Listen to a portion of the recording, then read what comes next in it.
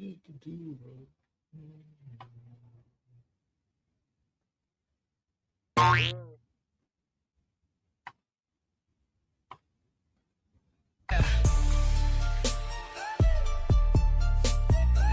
let's go. We ready for the season. All right, man. Fuck the music shit, man. Fuck it. Fuck the music shit.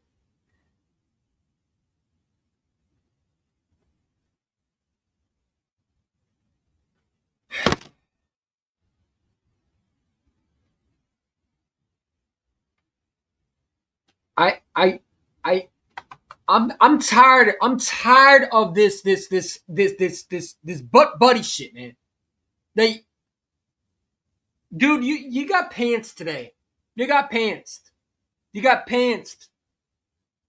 You got pantsed. Nick Sirianni outcoached again. Outcoached again. KP outcoached again. Defense bail you out. I am so tired of this coach, man. I can't defend him anymore. Like I'm about to cry, man. That's how bad it is watching this offense, bro. The defense, shout to the defense, they played well today. Defense only could do so much. Yeah, Caleb Ringo gave up a touchdown, but your offense should have scored more points, man. You only scored into the third quarter. You put up, what, 17 points? 17? It was 10-7 going to halftime. You lost to a 39-year-old. Embarrassing.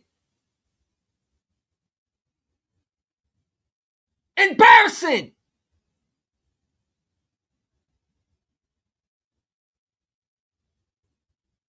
Embarrassing.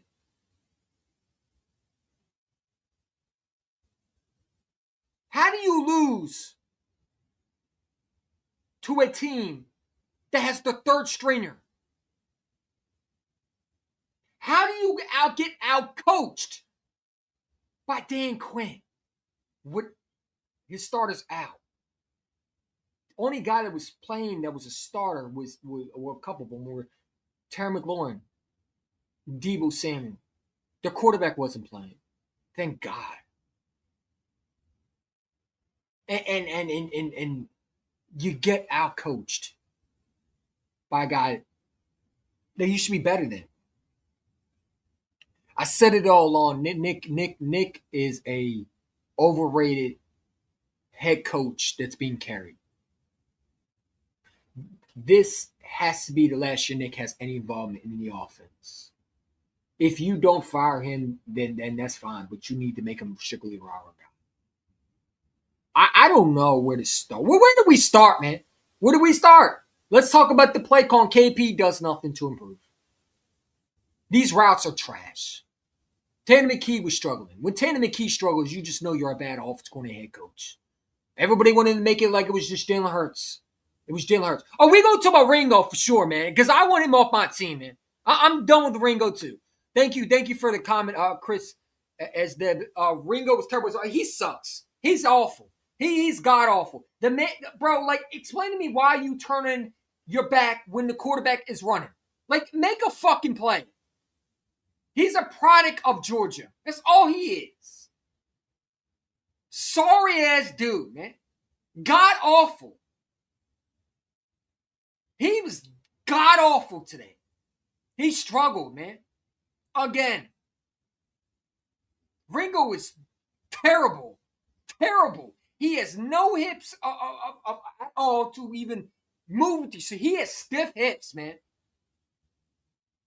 He's terrible covering. He makes these bonehead aggressive, over-aggressive top PI calls. Like he's trash, man. I'm sorry. But again, your defense was able to turn over, give you a chance, and your offense. Again, your head coach, your OC is becoming an issue. It's becoming an issue, and I'm sorry. Nick Sirianni needs to either figure this out or he needs to go. If you lose the first round, and I don't care who we play, honestly, if you coach like that, you're going to lose. This prevent offense that we run every time. What do we do when we're up 7-0? I mean, 7 points and you don't score into the third quarter, man. You can't make this up. You don't score to the third quarter, bro. I can't understand the life of me.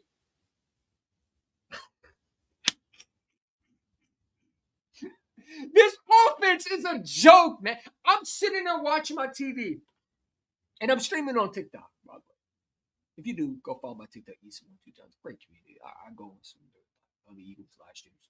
I'm trying to find some more soon. And definitely will update the stream yard so you won't see the stream yard update. But it's like the Nick is a liability, bro. He does nothing to show he's a good coach.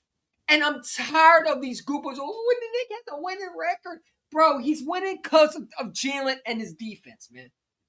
And you saw it. What does McKee do? McKee was, by the way, awful. Missing guys wide open because there's nobody getting open at all. There's nothing he can do. I mean, Nick, I'm not even blaming McKee. This off corner is awful. He's like a 5-year-old that's running this off. Like, bro, I don't even know what to say. I'm pulling my eyelids just watching this offense. Like, I want to pull my eyeballs out my eye sockets to not watch this offense. It's like that movie. What is it? The one movie where they had the old lady going like this, like, I'm forcing you to watch the fucking offense. No, you can't close your eyes. You gotta look at this. Look how great this offense is, man. Come on, bro. It's god awful, man. It's god awful. I don't know how the hell we're in the playoffs. All because their quarterback is just special. You know what I'm saying? But people and somebody on TikTok and on YouTube go, oh, Joe Lynch is a liability. He's getting carried. Fuck out of my face, man. You know what I'm saying? The offense is awful. And it's ran by two incompetent idiots. The head coach and the OC. You ran by two idiots. And I keep saying if Nick can't figure it out, then you need to figure it out for him and get him up out of here. Because you don't got time to play around with guys who are incompetent. We got so much talent on this defense. It'd be shameful to lose in the first round. Ringo is awful. I don't want to see that man ever get on my fucking field. Get him out of here. Along with Sidney Brown. I thought it was terrible. Jacory Bennett struggled. But here's the thing. You want to be in that situation if your offense was able to do their job.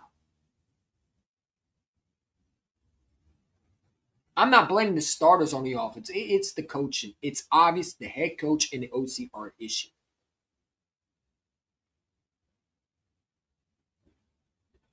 The head coach needs to go if we lose the first round.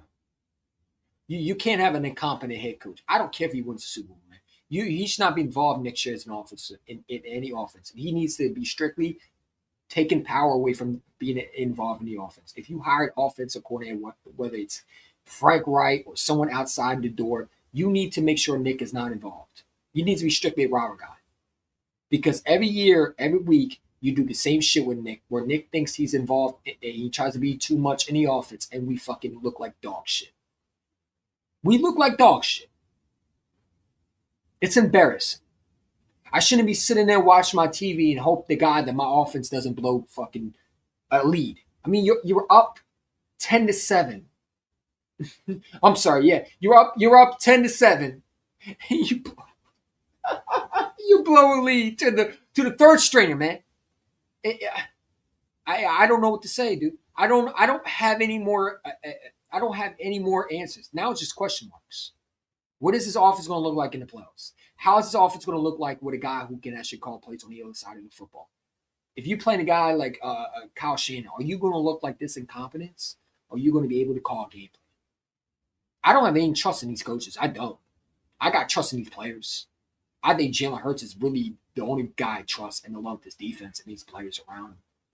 But when it comes to the offensive line and the offense, by the way, offensive line was dog shit again. No time for Dan McKee. Bro, KP is god awful with the design, bro. Like, why are you putting some of the play call? I'm scratching my head and saying, dude, how is this guy an offense coordinator?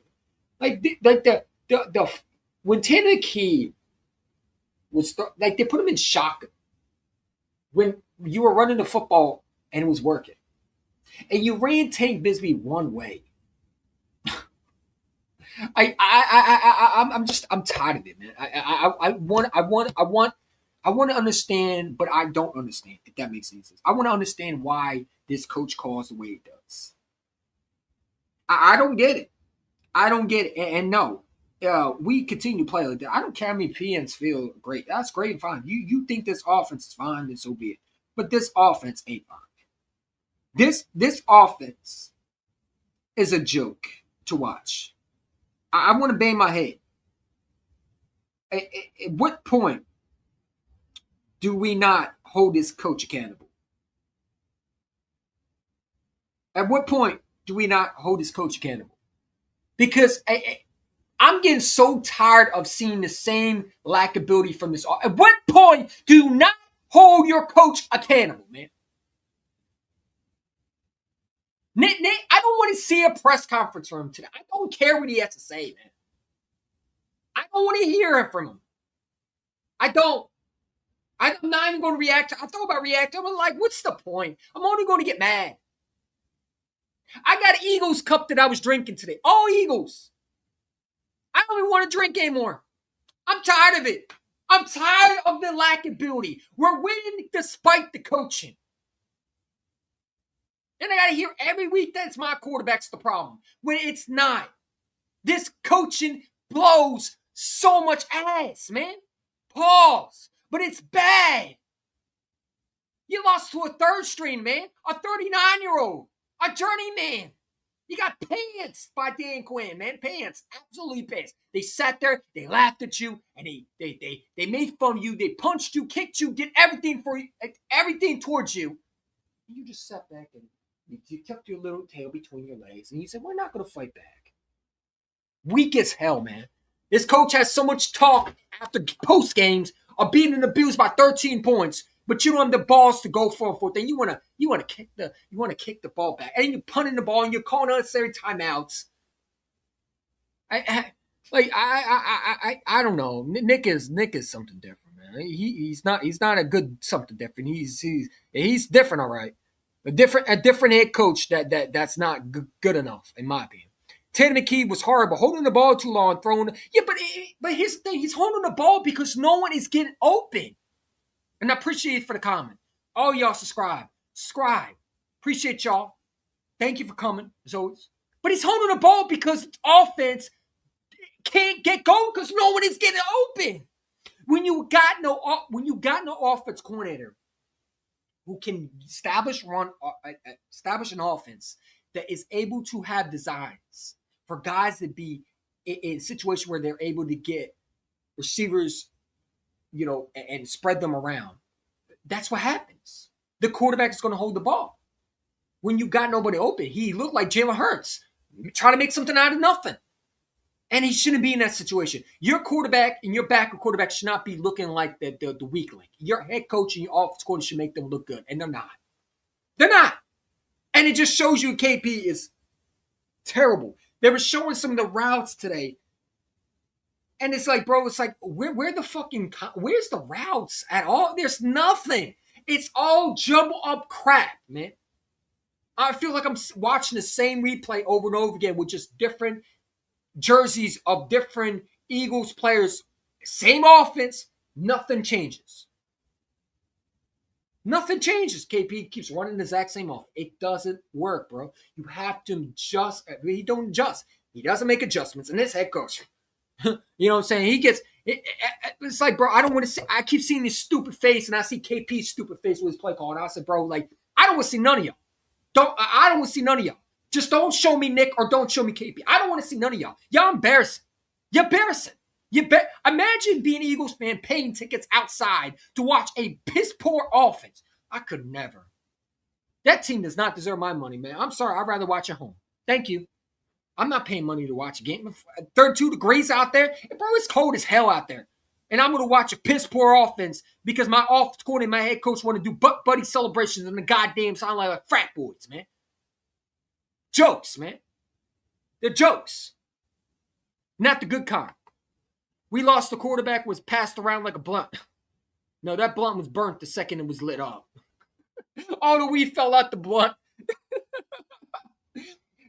it's like when when you're trying to roll up the blunt and you don't know how to, and all the weed falls out. Yeah, that was our offense then. The whole joint falls out the fucking all the weed falls right out the back.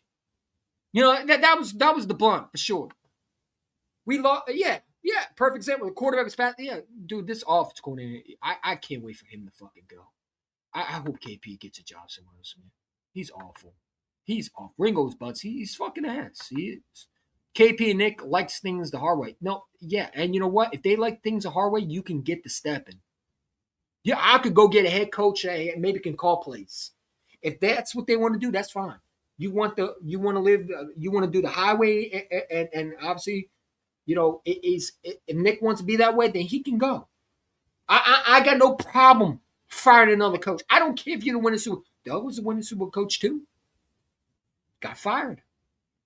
So this is Philadelphia. We have expectations over here, man. We don't accept losing over here. You want to go be a loser? Go be the Dallas Cowboys. That's a loser. You want to be a loser? Go be a Washington Commander. That's a loser.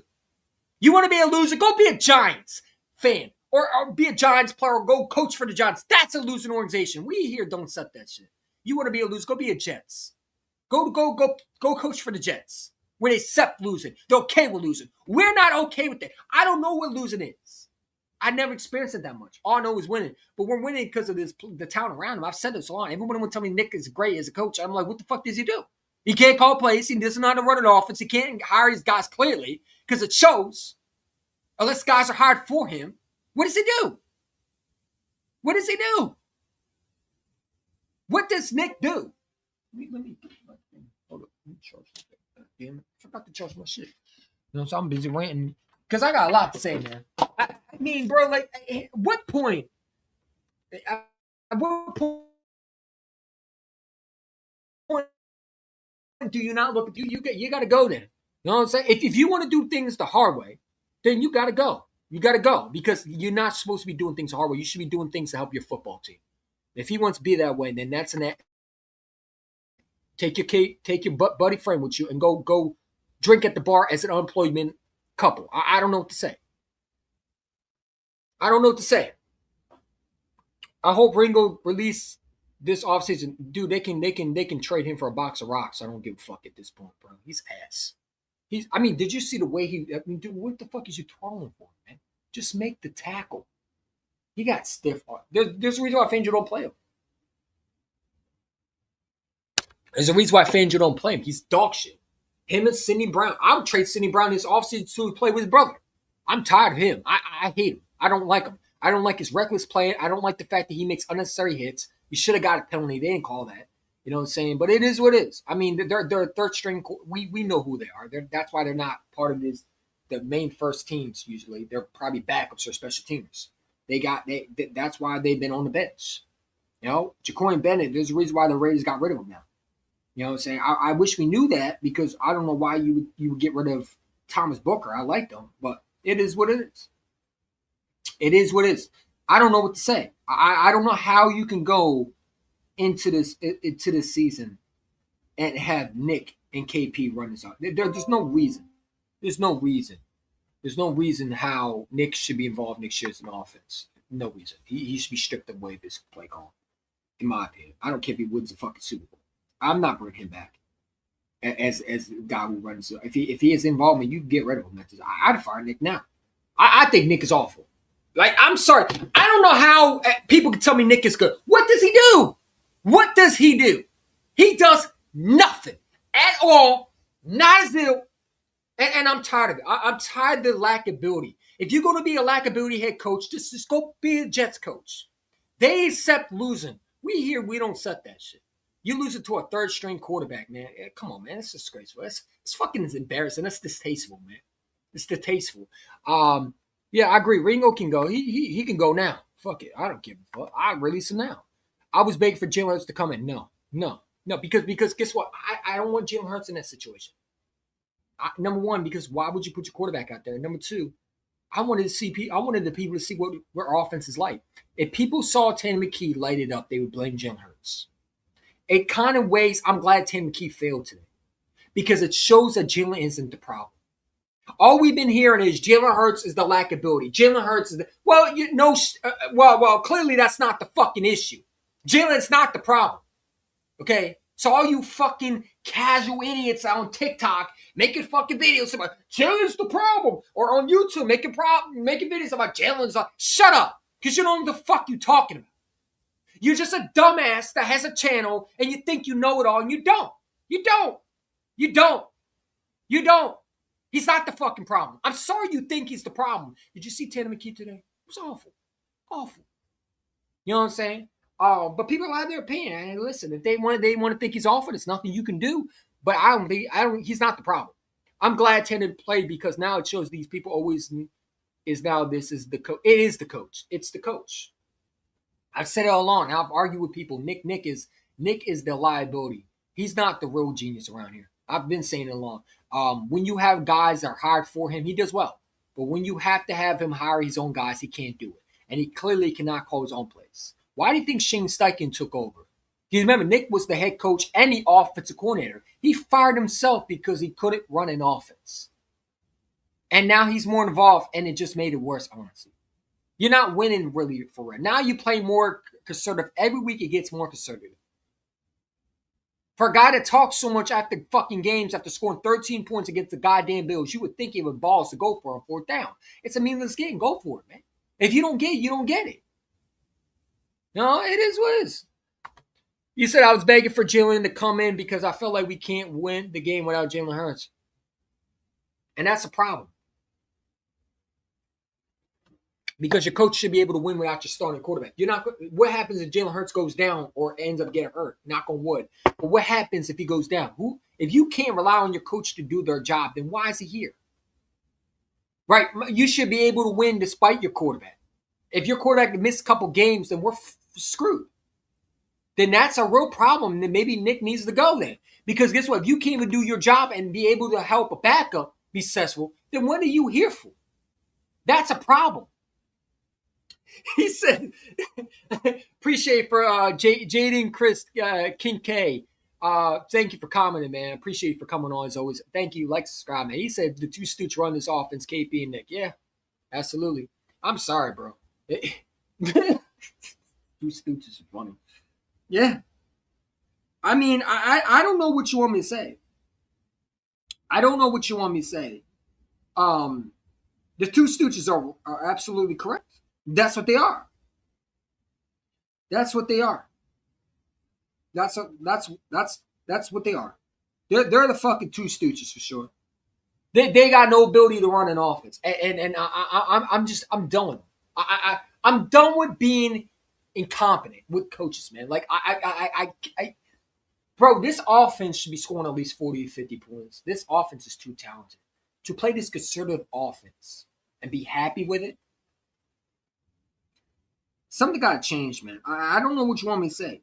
What do you want me to say? What do you want me to say? You know what I'm saying? What do you want me to say? I don't know what to say. This offense is ran by two nincompoops. One can't call an offense and one can't hire his own guys. And I'm supposed to sit there and say, oh, yeah, but we won the division. It's fine. It's fine. But it's not, though. I'm okay with winning. But you're winning, and you're also losing the same time as Nick and KP are becoming an issue. Your quarterback is on Hard Knocks being upset. My quarterback shouldn't be upset on Hard Knocks. Okay? You know, and AJ and Devontae and all these players have been saying the same thing. The offense looking stale. We're going, Nick and KP, I bet you Nick 100% said today we're going to fix it. Yeah, sure you have. You know, that's why you haven't fixed it yet. Like, I don't believe nothing that comes out of Nick's mouth, man. I don't. It's like a little boy. It's like the little boy that cried wolf. Wolf all the time, but does nothing to change it. You're lying so much that we obviously think it's wolf. You know, little boy that cried wolf. That is, it should be Nick that cried wolf, because that's all he does is cry wolf. Wolf. There's no wolf involved, but he's a liar. He's like Pinocchio growing his nose. Every time he lies, his nose grows bigger. We know you're bullshitting us, Nick. You know what I'm saying? I hope you're playing possum in the playoffs, because that's the only thing I think of. Because if not, holy shit. I don't know. Like, Let me read you some of the stats, man, that I saw today. Like, look at this. Hold on. Let me see if I can get this up. Like, this is a problem, man. I shouldn't have to be doing this every fucking week, man. But here's an example. Shout to my boy Laz on Twitter, man. He posted this. KP is fucking trash, man. Let me share this with the community. Bro, he said the idiot coach. Hold up, man. He said what? He said the idiot coach runs his mouth for no reason. Our defense has been saying, yeah. Hey, listen, I don't mind you winning. But you're winning despite of this coaching. And this guy, he runs. Dude, he scored 13 points and act like that was the greatest thing he ever did. Bro, you barely beat the Bills and you're out here bragging. Like, that's some cockiness that I don't respect with Nick. Like, if you want to be happy that you won, so be it. But when you're over the top extra, that's what I have a problem with. Oh, hold on. Where is it? What is it? Like, there it is. So this is Jalen Hurts' fault, right? Just look at this, man. Look at the incompetence. Where's the creative routes, man? How come every week we don't say, you know what, maybe this ain't the quarter. Like, bro, this is a perfect example. Oh, can I make this bigger? Let's see if I can make this bigger. Can y'all see that? Welcome to KP World, where we don't design routes for anybody. You know, and it's like I'm not laughing because it's funny. I'm laughing because it's pathetic. Your offense coordinator is out here, can't even get guys open. Like, and we want to sit there and say Jalen Hurts supposed to make shit out of wine. Right? We want to act like everything's fine. We want to act like everything's fine. Eagles had nothing. Penalties for 124 yards. Awful. This is the perfect example of KP. It's crap, man. There's no routes. None at all.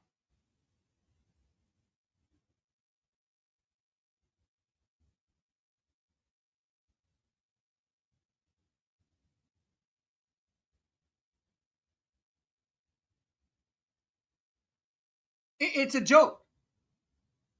I'm tired of seeing the same shit. This should not be. Why is this acceptable, man? This should be already fixed, but we're having the same issues.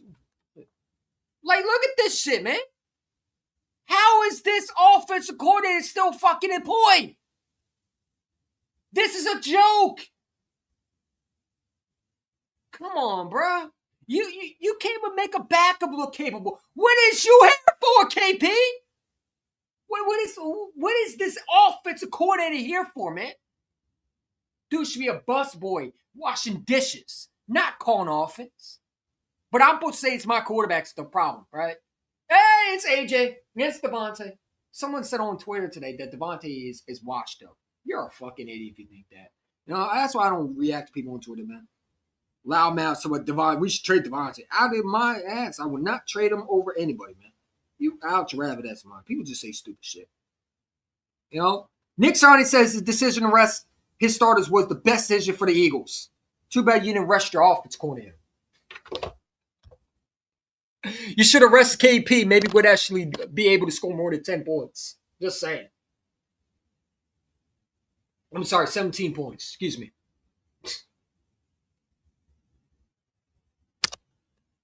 Good thing our kicker didn't miss a field goal. Bro, he's arresting a starter. You should arrest your offense coordinator. Maybe he needs to take a seat back, sit and watch another guy take his job. Maybe he needs to be benched. Can we bench an offense coordinator, please? Instead of benching the quarterback, how will we bench the offense? Can we bench KP for somehow? Can we make him where he can't be like I don't know if you can do that. Can you bench an offense coordinator? Because I'm sorry, bro. Like, this is unacceptable. It's unacceptable. Because now you're seeing it with the backup, man. You know, we thought, okay, maybe you should. It's not just Jalen. It's not Jalen, dude. I've said this all around. People act like Jalen can't win. It's like, bro, Jalen just won a Super Bowl with Kellen. Kellen won a Super Bowl with Jalen Hurts. And you want to sit there and act like my quarterback can't run an offense. No, man, this guy's incapable, man. Only reason why KP is job is because of Nick. Yeah. The butt buddy friends got to It got to stop. You don't hire your friends. You hire guys that are experienced. And he would have hired butt buddies so they could party on the damn sidelines like a goddamn cheerleaders, man. I'd rather have an offense coordinator who can call plays, man. And have guys open. Not have butt buddies celebrate on the damn sidelines, man. Embarrassing. Embarrassing. And every week, there's all these goofballs on these platforms talk shit about Jalen, but it's like, look at the incompetence. When can KP not be benched? Because he should be benched. Can you bench off? I wonder if that's a thing. Excuse me, my fault. Can you bench offense coordinator? I'm allergic to bullshit. That's why I'm sneezing. Allergic to stupidity and dumbness from these office coordinators. He's too nincompoops, man. Kevin Batullo sucks. You said it perfectly. I've been calling him a clown. The terrorist of the organization is ran by two terrorists, clearly, destroying a offense, man. Tanner McKee tonight was 21/40, 52.5%, 241 yards, 1 touchdown, 1 interception, 9.9 quarterback rate. Awful. Awful. And I'm so glad that 10 had a bad. I don't want 10 had a big game. I was rooting for this kid. But it's like I get a win because I get to see what my offense corner was like. And he was awful.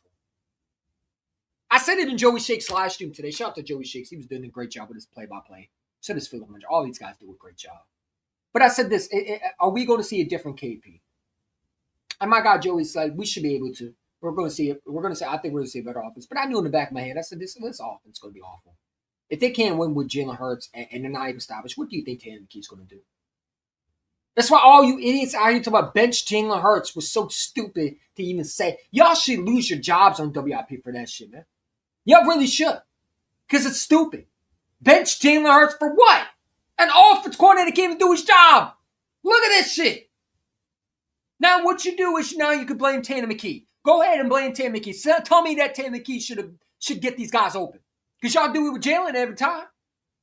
Why didn't Tanner make KP look good? Oh, that's right. Because no quarterback can run with this offense. This offense is incapable along with KP is the offense coordinator. It's KP and Nick. Nick Sirianni got to give up play calling. He's part of the issue too. Him and KP think alike. And that's the problem. That's why I don't want guys that know Nick. I want guys who don't know Nick. If you hire another offense coordinator, man, you got to make him strictly a part of head coach, part of offense coordinator. You got to fire the head coach, man. I don't know. I don't know how you can bring a guy back like that. I don't. If you collapse, you like, I don't know. I don't know. Tanner McKee tonight, 21 for 40, 52.5%. Awful. 241 yards. Awful. 1 touchdown. Awful. 1 interception. Awful. 68.9 quarterback rate. That's horrible. And we know Tanner McKee is not as bad. But it just shows you a backup can't make him look good. Your backup can't even make the offense corner look capable. I don't know what you want me to say. I wish I had all the answers. I really do. But knowing that, I guess I don't. Because everybody want to blame the quarterback. It's not the quarterback, man. It's not. It's not. It's not. It's not. I'm tired. I'm tired of the incompetence from my head coach Mosley. I'm tired of it. I'm tired of it. We should not be doing this every week. And yet this offensive coordinator and this head coach is becoming a liability. Every week, we got 4 likes. Hit that like button, man. 4 likes, come on, bro. Y'all crazy. Hit that like button. Subscribe. Subscribe to this algorithm. Subscribe. Hit that like button. Appreciate y'all. You know, it's like, bro, like, you're not winning because this coaching is good. You're winning because despite it. And that is a problem. When your coaching is a problem, you have to make changes. Because your coach should not be the reason why you're losing. Your players should not be winning despite the coaching. That shouldn't be the way. And every week, we see the same shit. When does it stop? I don't want to hear Hurts is the problem. He's not the problem. The problem is Nick Cannon. Yes. Flat out and correct. I think your offensive line is also awful. Listen, the offensive line is horrible. Hopefully Lane Johnson comes back. We are a little bit better. Maybe that helped. But Jerkson's been awful too. Lane Nicholson hasn't been good. But again, it doesn't help when you have no offense coordinator who can call plays either. Guys are going to go down. And when you have nobody to run an offense because your offense coordinator is a stooge knot and can't call plays and is a basic kindergartner running an offense that's a high-level pro league and can only run a basic peewee offense, it's a problem. We got a high school offense coordinator trying to run an offense in the NFL. And it's showing. It's showing. It's showing. I'm sorry to say it. Y'all want to blame Jalen Hurts? Yeah, Jalen Hurts isn't perfect. I know he isn't. And I give him criticism when he does horrible. I'm not going to sit there and Jalen Hurts not always perfect. No quarterback is. But to sit there and act like he's the main issue, you're talking nonsense. You're not talking facts. You're speaking in ESPN terms, and it's not true. How many more videos do they need to break down of Jalen Hurts having nobody open? Yet they want to blame Jalen Hurts. Now you see McKee came and do what he did today, that he did last year, because the offensive coordinator and the head coach stinks. They're the problem. The offensive line is also the problem, but the head coach and OC is supposed to get these guys prepared. They're not even prepared, man.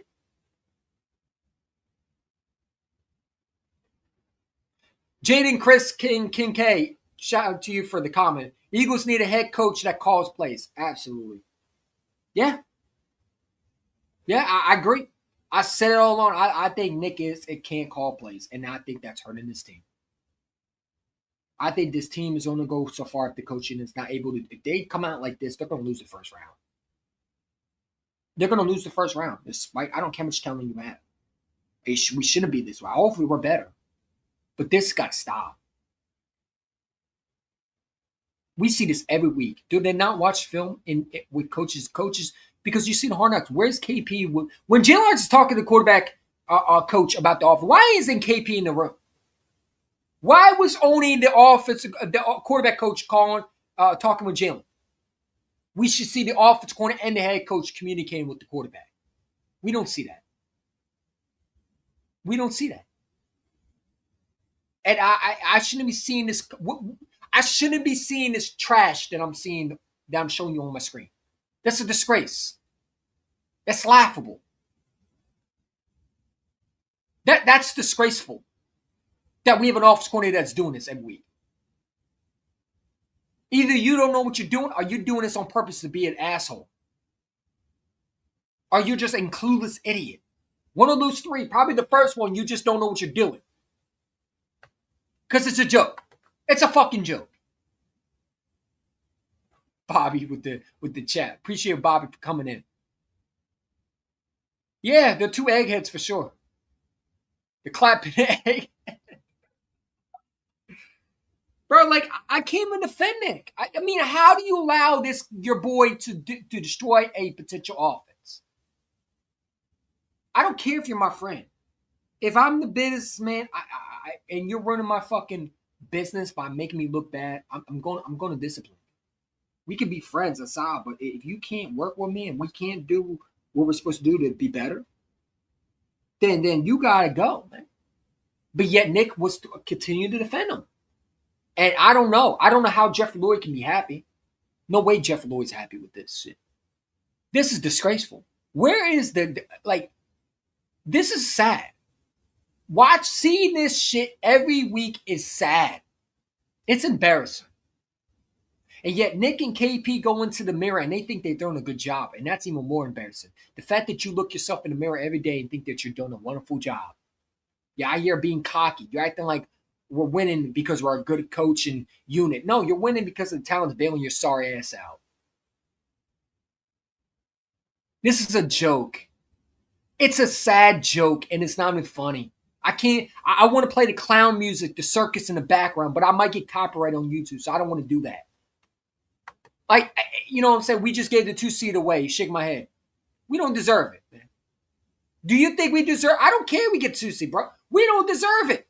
We don't deserve the 2 seed. We don't. We don't even deserve the 3rd seed if you want to be real. We deserve the worst seed possible. When you don't coach well, you don't deserve the 2 seed. The Bears are coached well. They got a coach that can call plays. They're not afraid to learn from their lessons. We're afraid to make one mistake, and we play this cautious. We don't deserve the 2 seed. We don't. I don't care. I don't want to go and watch my team at home embarrass themselves and piss the fucking bed. Why would I want that? Let's go on the road and embarrass. If you want to get embarrassed, let's embarrass yourself on the road. Go home and with fans traveling is better than going home and getting booed, because let me tell you something. If we play at home and we play like this, I'd rather lose away. I hope we don't lose at all. But I don't think we deserve it. I'm surprised we made the playoffs the way our coaching has been. You would think that the way they're calling offense, I don't know how they made the playoffs. It just shows you how good Jalen is. And the way he's able to adapt to a lackluster train wreck as the offensive coordinator head coach tandem that they are. The 2 numbskulls that clearly can't run an offense. Nick and KP, the 2 bozo clowns. Hiring your butt buddy friends to run your franchise is not a good decision. This shouldn't be on my screen. I should be feeling great. Instead, I feel awful. Instead of a W, I'm talking about an L. We got to fix this shit, man. So, you know what? If we got to go on the road, then so be it. Maybe we got to be a road team. I don't know. Maybe we got to be a road team to win a Super Bowl. And if that's the case, so be it. I'd rather be a road team. I don't know. I'm tired of seeing that shit on my screen. But this just shows you that the offensive coordinator is a problem. And the head coach allows this shit to happen. When you could sit there and say, you know, maybe he's not a good offensive coordinator. And it's too late now. You can't fire him. But now you got to hope and pray every day that this offensive coordinator, this head coach, can get their shit together. Because if they can't, oh my God, it's going to be a long day for you. This is embarrassing. It's embarrassing. They want to tell me about wins. That's great and fine. But look at this, man. It's embarrassing. We didn't win, though. We lost. Why did we lose? Because we got no coaching to help our team. Except the defense side of the ball with Vic Fangio. That's the only coach we have. Our defense our staff is the only coach we have. That's actually coaches. Also, why does the Eagles hate Tank? No carries in the 4th quarter. If I could tell you, I would tell you. I don't know. I wish they would ask Nick why, but they don't. I want to know why you ran Shipley and why will you run AJ Dillon when he hasn't played all season? I was shocked he was in the game. And then you run Covey on a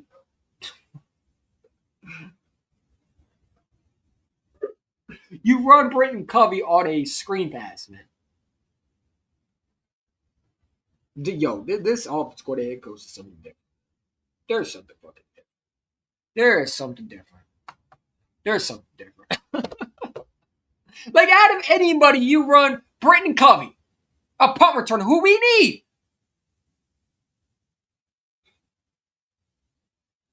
I hope he's okay, though.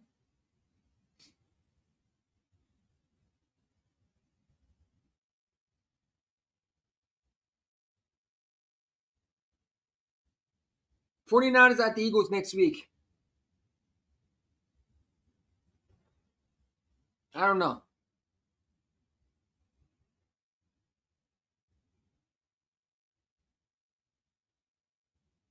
I don't know. The Falcons fired a head coach Raheem Morris, by the way.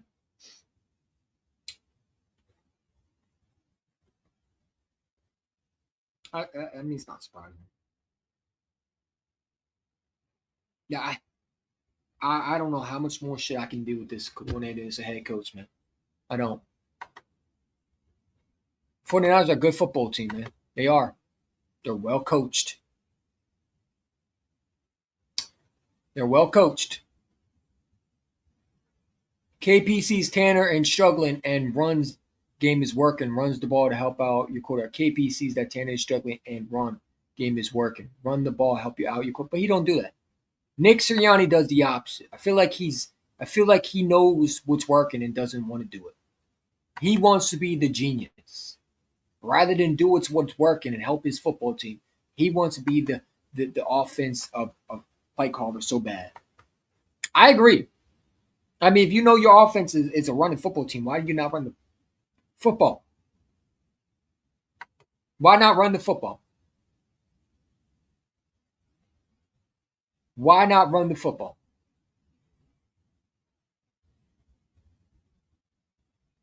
I don't get it. I don't understand it. I wish I had answers. I really don't. I only can tell you what I know, and I just this offensive coordinator head coach is horrible, and it's a train wreck every week. It's like watching two numbskulls. Really, it's like watching Mo and Curly. It is. It's like watching the Three Stooges, except it's the Two Stooges running offense. It's like watching. Like I'd rather watch paint dry on a goddamn wall than watch this offense. That's how bad it is. I know what won't happen, but I wish we could see a breaking news. Nick and Kp are fired. No, I'm telling you right now, Nick loses the first round, he's getting fired. If you lose to the 49ers, man, you got to fire the coach. If Jeffrey Lloyd don't fire him, then I don't know what to say. Maybe this owner is out of his rapid ass mind. Because it's, bro, you cannot bring a coach back if he loses the first round. I'm sorry. He got to go. You should be running out of chance with Nick. You have a Super Bowl roster. You got no time to wait for a coach to stylily grow the fuck up. Nick needs to learn from mistakes and figure out what works and use that. He made the decision, and he should be punished if he loses this game. That should be on him. They better fire him. If not, we're going to have the same issues.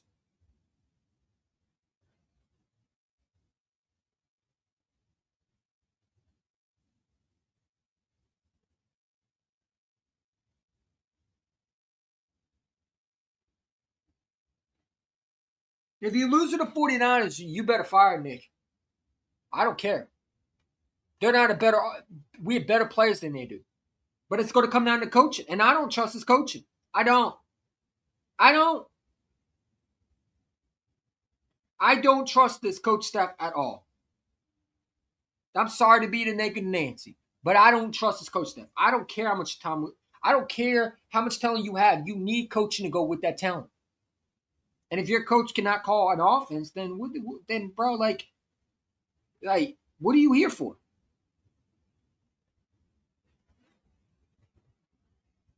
What are you here for?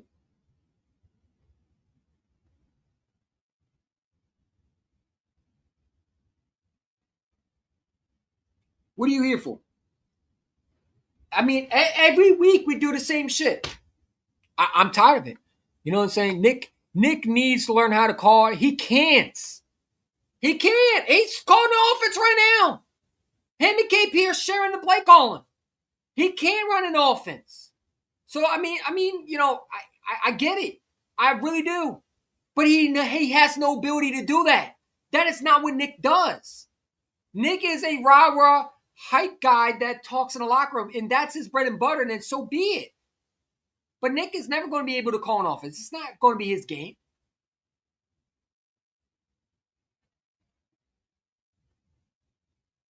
He can't call an offense.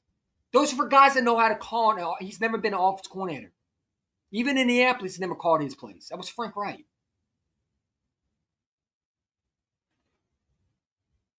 That's Frank Wright. That wasn't Nick. Nick was never calling the offense. was Frank Wright. He was helping Frank Wright, but not that much where it was effective. That was Frank Wright. We don't have Frank Wright as our head coach. We don't got Shane Steichen. We got a Nick Sirianni that's a cheerleader on the damn sidelines. And yes, there's sometimes that Nick, deserves the brag. If you were winning and you were scoring points and you were doing your job and your quarterback looked like a decent quarterback in the second half and you're able to put points on the board and you weren't struggling, I'm okay with you celebrating. I don't mind my coach having a passion, being happy. But when you're doing it and barely winning, I have an issue with that. Because you look ridiculous on the damn sidelines. You do. You're scoring 13 points and you're out here celebrating with your buddy friend KP, who's a liability. Instead of yelling at him like you do yelling at the fans, I have an issue with that. When I see this shit on my screen, it makes me mad. Because it's like, what are you here for?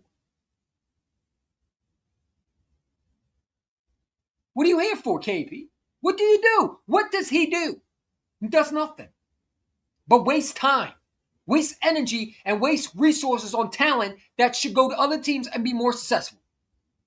I feel bad for Jalen. I feel bad for AJ. I feel bad for Devontae and Jahan especially. We don't use them. And we do use them. It's when KP wants to use them, and when he uses them wrong. We got an offensive coordinator that calls himself offense when he should be offensive because he's offensive to watch. He's supposed to be an offensive coordinator, but I think he's a Halloween wannabe that wanted to dress up for Halloween as an offensive coordinator because there's no way you're this incompetent. No way. And you were under Kellen Moore and you supposed to be prepped for the Super Bowl? I seriously doubt that. That was a lie from KP too. Sickening, man, this roster is full of good players and it's getting wasted by trashy coaching. Only positive out of this game is KP and Nick didn't celebrate after getting bailed out to win. Yeah. I'm surprised they didn't celebrate after the game. Yeah. At least we almost, at least we show. I mean, dude, I thought KP was going to celebrate after scoring. I'm tired of hearing myself talk, but it's like every week I say the same thing. When does it change? When does it change? You're not winning because of coaching. You're winning in spite of it. And that's a problem. Nick Sirianni had an offense coordinator and we were fine. But when he doesn't have an offense coordinator, we run into the same shit every year when he picks his own guys. That's why Doug got fired, because he wanted to promote his own guys. Remember, Press Taylor. No, man, you got to go, bro. We don't got time to play games. We got a roster that's ready to win. And you're out here playing games with this roster. You're hiring guys or your friends, not experienced guys. When you're supposed to be the winning coach, you're supposed to have this winning percentage, but yet you hire guys that are your friends, not guys who are experienced. KP should have never been in charge in the first place. I blame Nick for that. And I blame Jeffrey Lurie and Howard Roseman for allowing this to happen, because you should step in the middle of the season and say, nope, that's not how things are going to run. We swept nobody this year. That's pathetic. Yeah. Dude, it's embarrassing to lose to Josh Johnson. Josh Johnson, a 39-year-old. It's embarrassing. You shouldn't be, especially in great Kelly Green. That Kelly Green looks fantastic. You out here looking like an embarrassing embarrassing players on the bro, you were embarrassing to even wear that Kelly Green. You should have just worn white at this point. The regular club colors that you always wear on the way. Should have put that on you. Because you look like more of a away team than a home team. Actually, kind of think of it, we are better away team than home team. We do better, I guess, on away than home. Yeah, people were talking about Jahan being a secret weapon, but we don't even use him. And it's like, yeah, I agree. Yeah, with this coach, Doxson can't be effective since the Eagles don't use him. And that's a problem. I mean, what do you want me to say? What do you want me to say? I wish I had all the answers. I don't. I don't know why this coach staff does their stupidity all the time. It makes me wonder, do they know what the fuck they're doing? Clearly not. Why does KP continue to run an offense that doesn't fit him? You're a running football team. Why are you throwing the ball? And why are you using Tanner McKee like he does the same fucking play? Shotgun. Never under center. It's like, dude, does this dude not learn from his lessons? It's like we wanna bang your head into the wall until we get cushion, and you would think after you would stop. No, we continue to bang our head. We got an offensive corner head coach that eats lead off the walls. They eat lead paint off the walls, man. I swear to God they do. Because it can't be this stupid. They can't be. But we got paint lead eaters as our head coach and OC. That's what they are. Incompetence.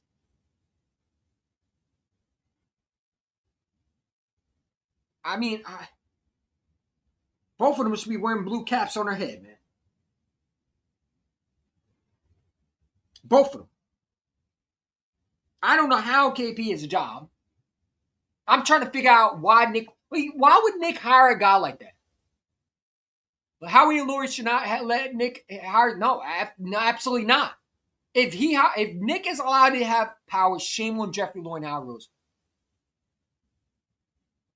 If you go one and done, man, you got to fire the coach, bro. I'm sorry. I've said it all along, man. I don't care how good of a coach you are. The coaching every year is a new year. You got to show me every year that you're that guy.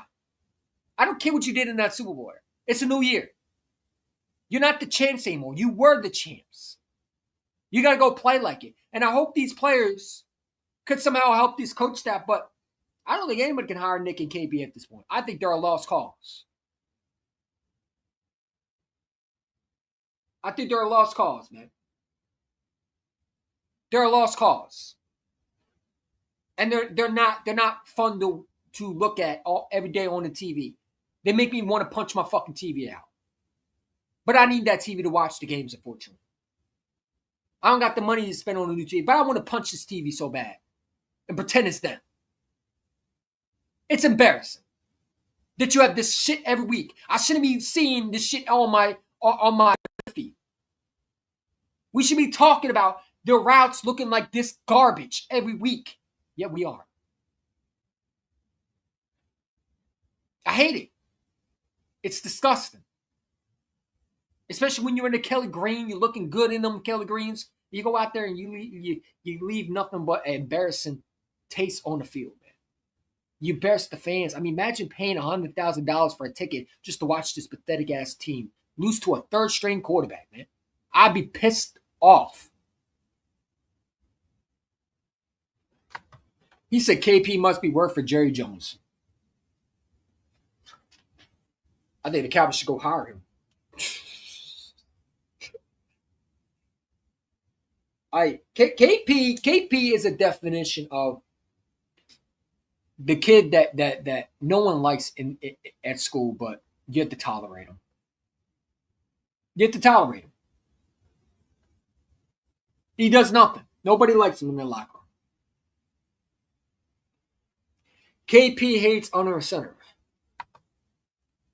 when it works, and it's like, bro, if you hate that play so much, that just shows you how bad. I mean, dude, you got to get Nick out of here, man. If he loses the first round, I'm sorry. I don't know how many times I got to say it. Do I think they'll fire him? No, they should though. I honestly think Nick will get fired if we lose the first round. I don't think Nick is on a long chain as people think. I think that Super Bowl helped them, but I don't think it's as long of a chain that you think it is. I think Jeffrey Lurie is seeing what he does in the playoffs. If he doesn't, they're going to make some changes. They're going to make some changes, man. They have to. I mean, you can't do that. You can't. You can't. You can't. You shouldn't be doing this.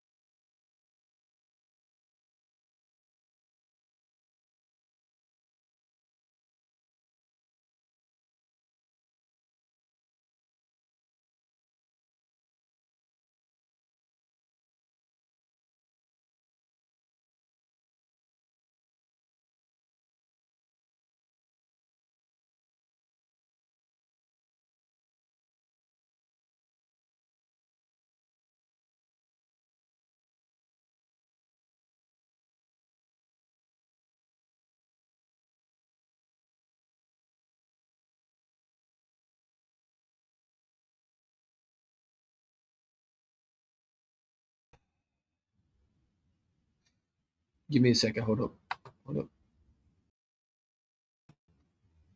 Why is my mic cut? Give me a second. Hold up. Is that better? I don't know why his mic was cut. My mic cut. My fault. Yeah, sometimes it does this. So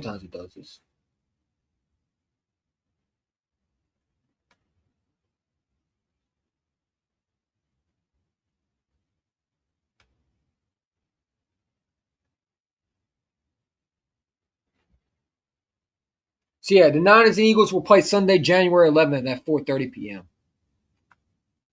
Yeah, we'll see. I don't trust these coaches, man. I'm gonna be rude. I don't trust these coaches. I don't. I think the Niners are a good football team. I think they're well coached.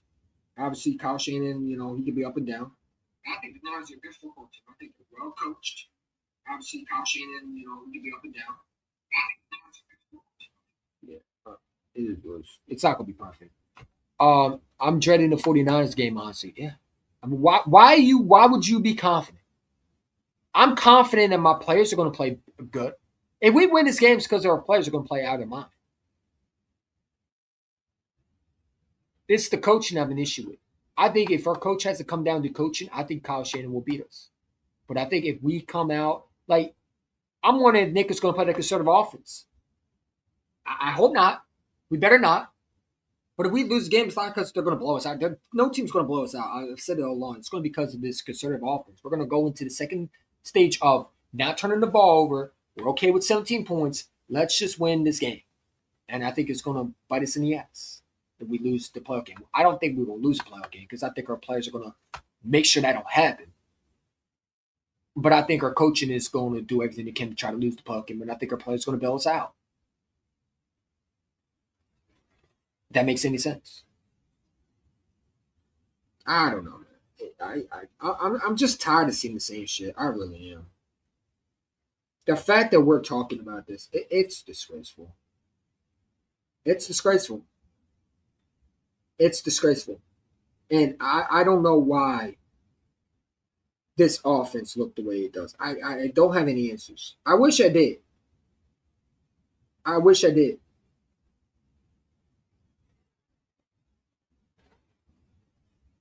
I wish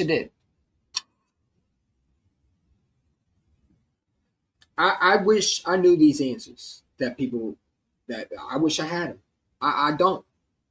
I don't. And I hope that we can fix our ways because I'll tell you one thing. If we don't fix this way, we're going to lose the 49ers game. I'm sorry.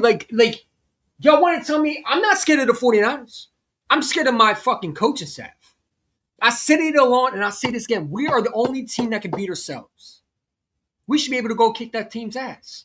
The 49ers are not better than us. But you know what they have that we don't have? Coaching. No team in this division, when you look at it, is better than us. We should be way better than we are. But again, I said this all along. It's the coaching. You have to have coaching to win a Super Bowl. And when your coach is sitting there talking about KP's done a great job. In what world is he done a great job? What did you see that said he done a great job? He's been awful, horrible, bad combination of routes that he runs. No separate. When does this thing change? I hope the playoffs. Because I'm telling you right now, we're going the first round out. I don't want to be a negative Nancy. I said all along, I hope this team wins. I said this in 2023. When everybody was clowning me, Sean Aside's a great. I said, we're not winning the playoff game. We're not winning the playoff game. Man, I was right. A lot of people call me a fake fan. No, I'm not a fake fan. I'm telling you what it is. Y'all can sit there and believe all the bullshit Nick Sirianni says. I don't listen to his press conference for a reason because I don't believe nothing he says, anything comes out of his mouth. When I look at my quarterback on Hard Knocks and I see him angry, I said, there's no reason why my quarterback should be angry. If your offense was able to win, your quarterback wouldn't be angry. If your offense was able to succeed, AJ and Devontae wouldn't be bitching and complaining. Now, would they? Everyone will make AJ the bad guy. He wasn't the bad guy. The bad guy is the one who's calling the offense. The bad guy is the real guy who hired the offensive coordinator. Those fingers should be pointed at them. But we want to point at Jalen Hurts and say, oh, you're supposed to make this out of nothing. You're supposed to make shit out of wine and think it's going to work. And it doesn't. What is the quarterback supposed to do? I mean, what is the quarterback supposed to do when you have no offense coordinator that can run an offense? And yes, the offense line has been bad. I've said it all along. This offense line is horrendous. Hopefully, Lane Johnson comes back. Maybe that help. He's supposed to be back. Maybe getting the Kobe Dean back. But again, your defense, your offense shouldn't be bailing you out. Your coaches should be able to do their job. Nick Sirianni should be a lot better than what he is, and he's not. You know what I'm saying? And clearly can't hire his own guys. What made you thought KP was capable of running the offense? What did you go into the offseason and say, you know what, KP might be a great decision to hire? You didn't interview one other offense coordinator, you just hired KP off the spot. You know? I don't get it. Oh, yeah, I better not hear no KP has done a great job for now. You already know they're going to say this, man. You know, like, let me tell you something, dude. Nick Sirianni is not going to tell you what you want to hear. That's not what he's going to do. Nick Sirianni is going to sit there and say KP does a great job because that's his friend. They're buddies. They do celebrations on the sidelines. They drink wine together at the bar. Why would he criticize himself? Think about it. Nick and KP are the same person. Why would you criticize yourself when you know when you don't think you're the problem? Nick would have to criticize himself to think KP is the problem. They're the same alike, same personality, clearly run the same offense. It's like two Nick Jr.'s, Nick Jr. and Nick Sirianni running his offense. You got two Nick Siriannis running his offense. And you thought it was going to be successful? No. KP is Nick Sirianni Jr. He is. His philosophy is from where? Indianapolis. That's where they got him from. Nick Sirianni was never a guy who could call plays, and neither can KP. They think alike. They talk alike. They act like they're tough outside of football, and they got the biggest mouth of all time. Yet they got the smallest paws dick out of there when it comes to fourth down. You want to punt the fucking ball. I don't get it. For a guy that runs his mouth so much for a head coach, you would think of a balls to go for a fourth down. Pathetic. Let's punt the ball. Hey, let's not go for it. Let's not be aggressive. I'm not saying aggressive all the time like a Dan Campbell. I'm saying when you need to go for it, you go for it. What do you got to lose? Punting the ball when your defense been out there all the time, it's not a smart decision. Wasting a timeout to try to get a defense to jump off sides, I hate that. It's a wasteful down. It really is. If you're not going to go for it, then punt the ball immediately. Don't pretend you're going for it and then try to get them to jump off sides and then call a timeout. That's stupid. Or try to get a penalty to move your back couple away from 10 yards away. Stupid. It's stupid. It's malpractice, man. Yeah, KP is just Nick 2.0. Yeah, they run the same offense. This is Nick's offense. It's Nick's offense, man. I don't know what you want me to say. We got to play the 49ers. And let me tell you right now, the 49ers are not going to forget what we did to them in the NFC Championship game. We better go out there and we better look like a different team. So I'll tell you right now, you play like that versus the 49ers, you will lose. There's no if and buts about it. You will lose if you coach like you coached today. Or you coach against like you did against the Bills. But we should be able to kick this team's ass, man. We really should. We are the best team in football. But we don't got coaches that can do their job. And that's sad. Nick gives you these rah-rah speeches. But it's like, you can't call an offense. You can't hire your guys to call an offense for you. You can't even hire the right guys. I don't want to hear from you. I don't want to hear from you. Don't tell me that you've done a great job when your quarterback is frustrated on it. I don't want to hear that. I don't want to hear that. Don't sit there and tell me you've done a great job. And I'll pull this back up. Because, again, I get so angry when this guy talks about he's done a great job. And what world is KP doing a good job when I see stuff like this? Hold on, let me go back to my little thing because I love this stupidity from these coaches. I love it. And it's not because I enjoy it. It's because I always nail them for lying. You know, when you sit there and tell me that KP has done a great job. Hold up. Everybody talk about the 2 seed. They're not getting the fucking point. You know what I'm saying? When you tell me that he's done a great job and you got an offense looking like this, give me a fucking break. Don't tell me that KP's done a great job when you have an offense that is this bad. Don't tell me that your practice tough detailed together when you are the weakest link on his coach staff. You hired a guy that can't run an offense. This is a joke. Week after week after week, we see the same stuff. And does this head coach talk to him? No. Does he yell at them one time? I see him yell at the players, yell at the reps, yell at the fans, but never yell at the offensive coordinator. Why is that? Because he don't want to yell at himself. Nick Sirianni got to change his ways also. Hiring the guys that don't do the job for you but looks like you and has the philosophy of you is malpractice to the point where you should lose your job. When you got a talented roster like the Eagles, the way they have, where they have a quarterback that has weapons everywhere, and yet your offensive coordinator is making them look horrendous, that's a problem. I have an issue with that. I don't mean to yell, but it's like it frustrates me. And I could be one of those Eagle fans, oh, well, we'll be fine. But I'm not that. Because that 2023 ruined me. It makes me have flashbacks. The only difference is your defense was able to bail you out, so you didn't end up like that. But if you don't have that defense, I don't think we're talking about the same Eagles team right now. When Jalen Hurts is angry and Devontae Smith is complaining, you know something is wrong. Yeah. And they wanted to make AJ like he's the bad guy. And for people to say we should trade AJ Brown, you want to trade AJ Brown? I don't think so.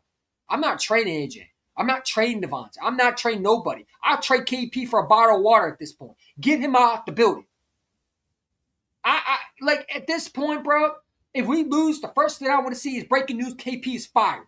Relieved of his duties, get the fuck out of here, get the step in, and get your bitch ass on, man. That's all I want to see. I don't care about what happened. If you don't win the first round, both the head coach and OC better be fired off the spot. Because it's disgraceful. It's disgraceful. I don't care if you win a Super Bowl last year. I don't care. It's a new year. I don't care if you don't win a Super Bowl, coach. I don't give you the most quarterback coach winning percentage. I don't care about all that. When you're incompetent and you can't hire your own guys and you make everybody look bad around you, I have an issue with that. Nope, I'd rather Eagle fans tell the truth like you and Joey Shake and those gaslighty Eagle fans who act like everything's fine. Well, I'm not going to do that. And I'm glad that you support me because, you know, there's a lot of, I could be those Eagle fans. I'm not saying they're endless. There's a lot of Eagle fans who are all positivity. Hey, that's fine. That's what you want to do in your channel. I tell how it is. Okay, I'm not going to sit there and tell you, oh, everything's fine. Okay, you could think that, but that's not the reality. This coaching staff sucks. And I would be a fool and sit there and say, oh, we're going to beat the 49ers. Oh, we're going to be fine. It's the coach. I hope so. Not what I saw today. I saw a coach that didn't know what he was doing. I saw an offensive coordinator clearly can't. It's pointless to talk about this fucking bum as our offensive coordinator. I just want him out of here. I want this dude fired so fucking bad. I wanted him fired a while ago, and I still want him fired. He's awful. He is so god awful. It sounded fucking funny. And his head coach make it worse when he's defending him. I at this point, get rid of the whole coach staff. We go one and done. Nick can go. KP can go. Hell, I've said a lot. I think the special teams coach can go too. I don't think they've been good. The only guy I'll keep honest would be Vic Fangio. The rest can get the fucking stepping. You can get the stepping. If you lose the first round, your head coach and OC better get the boot. They better. If Jeff Luno fire these two, if we go out there and we don't have no effort on that field, and we blow a point lead because they want to go be conservative, or we don't look like we're ready, you got to fire the coach, man. You got to fire. It's unacceptable. It's unacceptable. I don't care about Nick's winning. I don't care about that. We're winning because of the players around him. What is Nick's record when Jalen's out? No, not a good record, though. But you want to tell me about his winning record? I don't give a fuck. That's the same thing when Cowboy fans tell me about Dak's record. I don't give a shit. I don't care. It's a stupid stat. It has nothing to do with anything. Now show me a stat when Jalen Hurts is out that doesn't play or is hurt. What's his record with Gardner Minshew? 0-2. What's his record with Tanner McKee clearly this year? 0-1. And you want to tell me this coach is good? Get back to bye. Bye. All I can say is this defense better hold the 49ers. So, yo, we might have to. And I think this defense is capable of doing that. If we have to rely on the defense to win us this game, I got more confidence in this defense than I do this offense. If you want to talk about coaching staff that I believe in Fangio.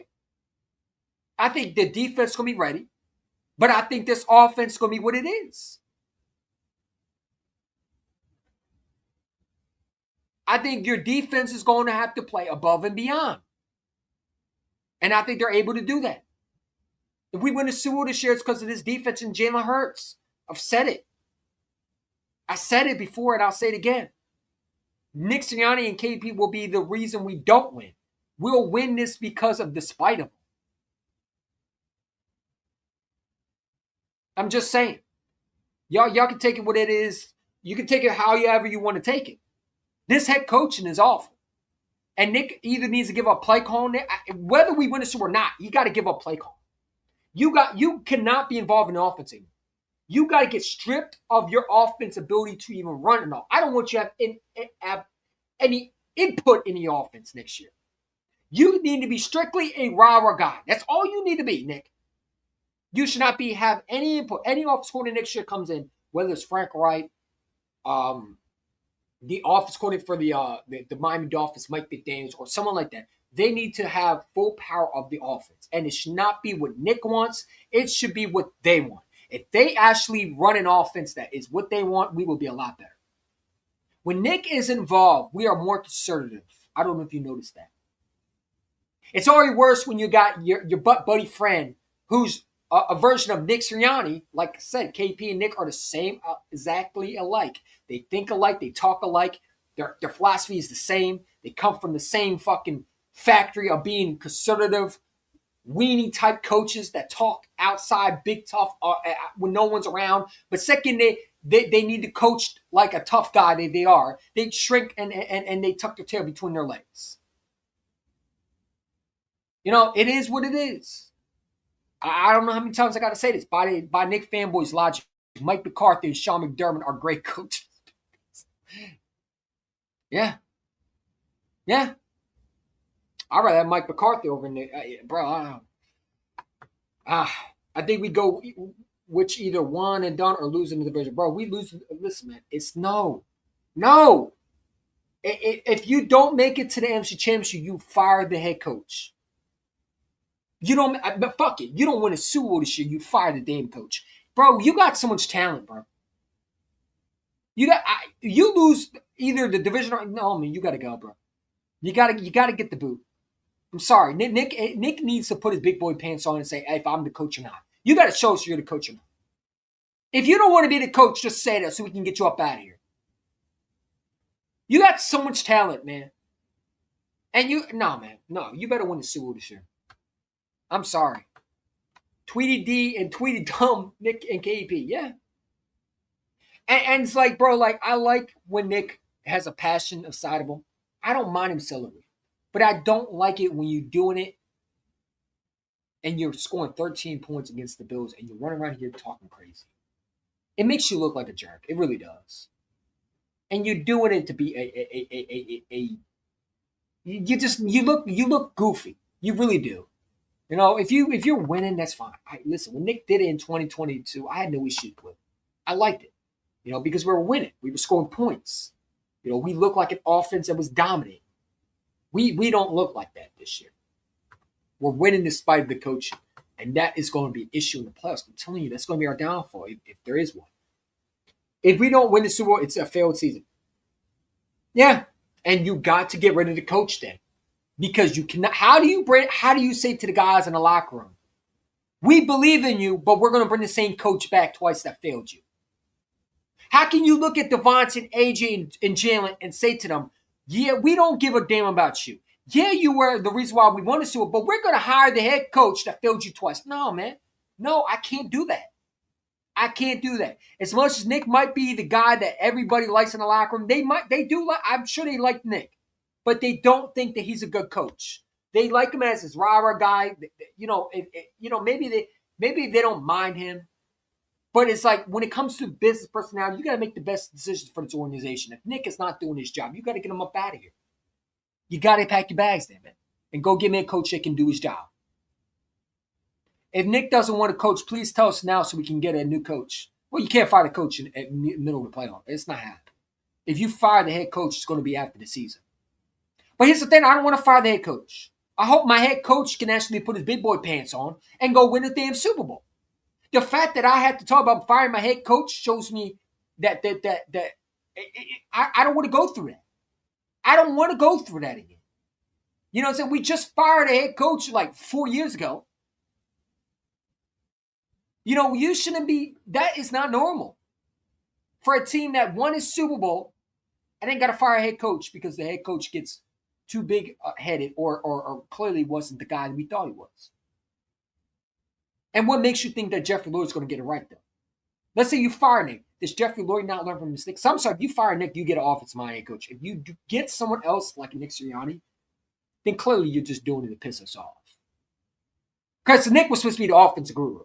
He was supposed to be the guy that was going to fix Carson Wentz. Remember? Because remember, the Jalen Hurts wasn't the starter. It was Carson Wentz was going to be the guy. And that's why they hired Nick. How do you think Nick is a good coach for rebuilding a team, not a Super Bowl contending team? Yeah. I mean, I can't defend Nick. How can I defend him? He said, how far do you think we're going to the playoffs? Depends. If you ask me right now, I don't know. I don't know. I think our defense is good enough to win a Super Bowl. I think that Fangio was not going to allow guys to beat him over the top. Obviously, Keelan Ring only going to play next week. You're going to have your starters out there. But you're going to have to be able to coach in the offense. And I don't know if KP is able to do that. When you're in the playoffs, you're playing against the best. Everybody's going to take that shot against you. Remember, you're also a winning Super Bowl team. Everybody's going to look at that as a threat. You're a threat. You got to go out there to hunt. You got to go out there to feast off these teams. And when you got a coach that plays scared in the second half because they scored 13 points and they feel like they could just sit back and not push the gas pedal more, but lay off the gas pedal, that hurts your team. That shows that you don't have confidence in your team. When you're too scared to go for a fourth down and you're punting the ball and giving it back to the defense because it's your bright spot, because you know your offense coordinator that you hired fucking blows. And you can't call an offense because you suck too. It's an issue. I mean, I don't know. I have no answers. I think our team around us should be better than the 49ers. If you ask me who I have more trust in to win the game, obviously the team that won the Super Bowl last year. But if you ask me who the better coach is, obviously it's Kyle Shanahan. If you talk about a coach that I'd rather have, give me Kyle Shanahan. If a team that I'd rather have to win the Super Bowl this year that can actually go back, it wouldn't be the 49ers. It's the team that just went to the Super Bowl last year, the Philadelphia Eagles. A team that's done it, been there, have been there for the last 2 years, 3 years, every year they've been in the playoffs. But again, this coach staff is going to have to do their job. And is Nick and KP able to do that? Clearly not with the combination routes that we've seen on the screen. Your eye test tells me that you can't. What happens when you play a defense that's going to lock down your number one receivers and you have a coordinator who can't even do the basics? Like put Jalen Hurts on the center more when you know it's his strengths, but you put it in the shotgun. I don't know. I mean, I wish I had answers. Roster-wise, Eagles are better, but coaching-wise on offense, Shanahan is better. Kyle Shanahan's an offensive mind. Look what he's did with the injuries. The 49ers have a lot of injuries. Nick Bosa's not there. Fred Warner's not there. Yet they're in the playoffs. Nick wouldn't be able to survive with the injuries we had. We would be collapsing. Nick needs a perfect roster to win. And a perfect quarterback, clearly, because Jalen's been his only guy that's been saving his ass, along with his defense. I mean, I don't know what you want me to say. Good coaches make things out of nothing. When you got a coach who can't do that, like you see now, it is what it is. When you're hiring your friends instead of guys who experience, those guys don't win Super Bowls, man. Guys who experience win Super Bowls. And you would think for a team that's been to a Super Bowl, you would think the coaching would be learning from his mistakes.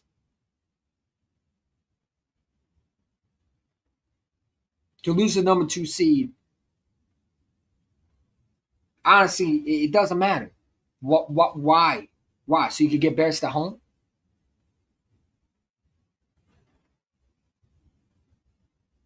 I mean, bro, you couldn't even be the third string. Why would I want to get embarrassed at home? I'd rather get embarrassed away. Now, we're playing a home game against the 49ers. The players are a new football team, right? You're 0-1. See what you have.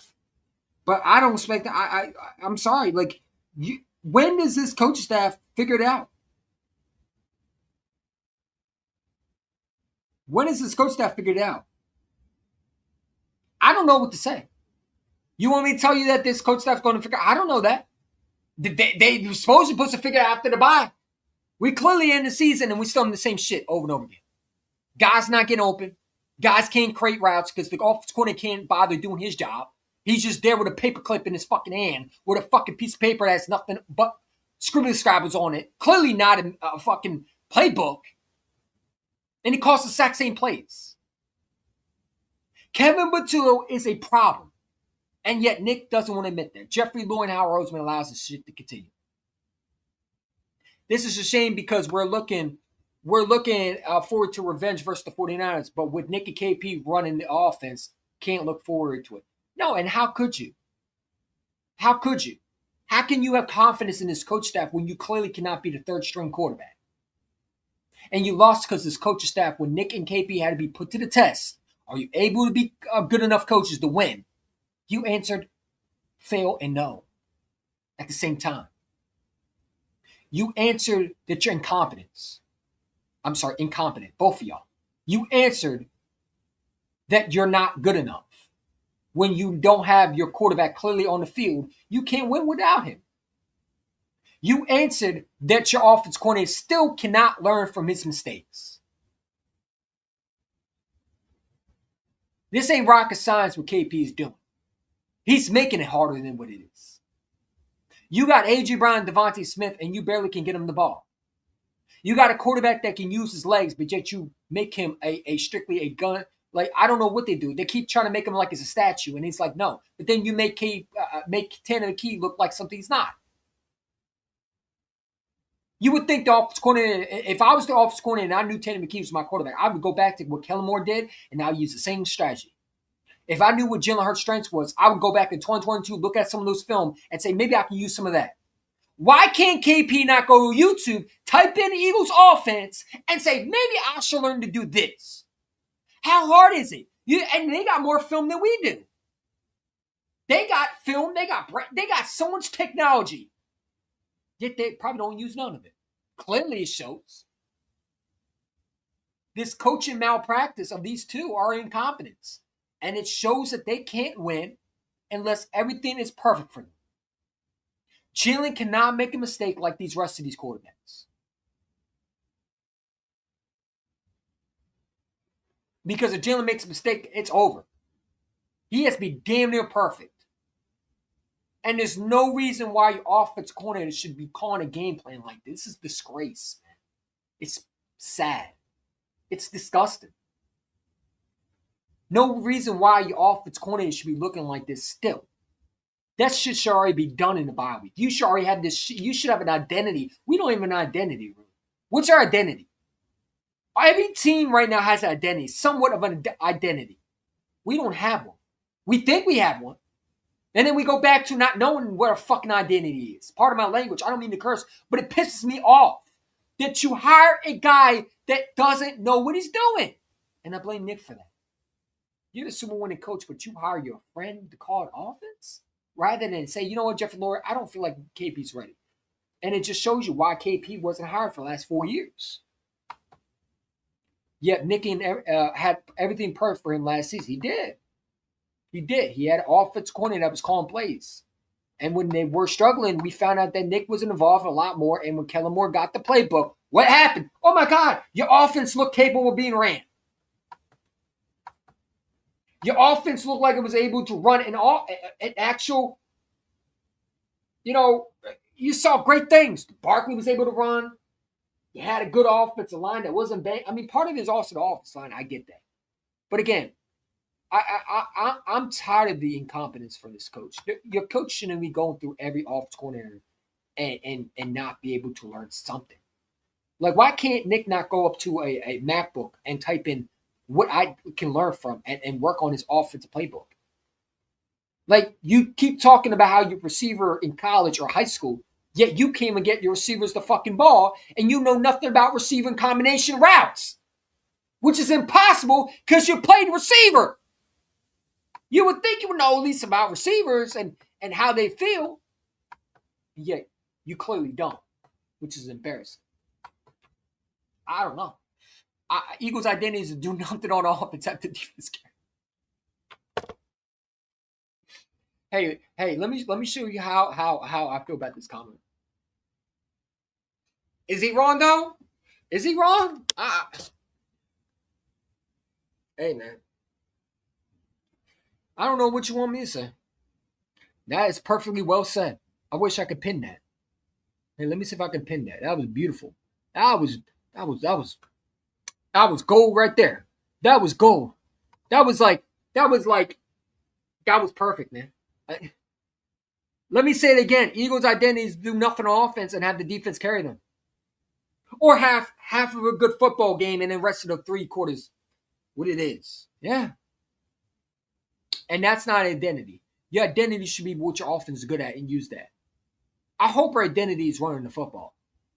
Our identity should be what is Jalen Hurts good at and use that. You know what I'm saying? You should be running with Barkley and Bigsby. They should be your ball carriers. But yet today you saw A.J. Dillon. You haven't played him all season, yet you put him in the game when it's meaningless. You saw Britton Covey get some. I mean, they can't even use their guys right, man. Like, why would you use Britton Covey in this situation? That he's not. I'm like, wow. Like, and you almost got him hurt. And you don't even get the 2 seed. You didn't even win the game, and you were up. You were up by 17. Up by 17, you allowed this team come back. You blew a 17-point lead, man. Only the Eagles do this shit, man.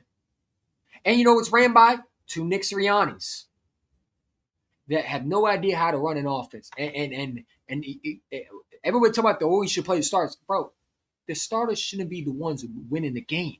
Don't y'all understand that? It's not the starters' fault that you have coaching issues. That's the head coach and OC.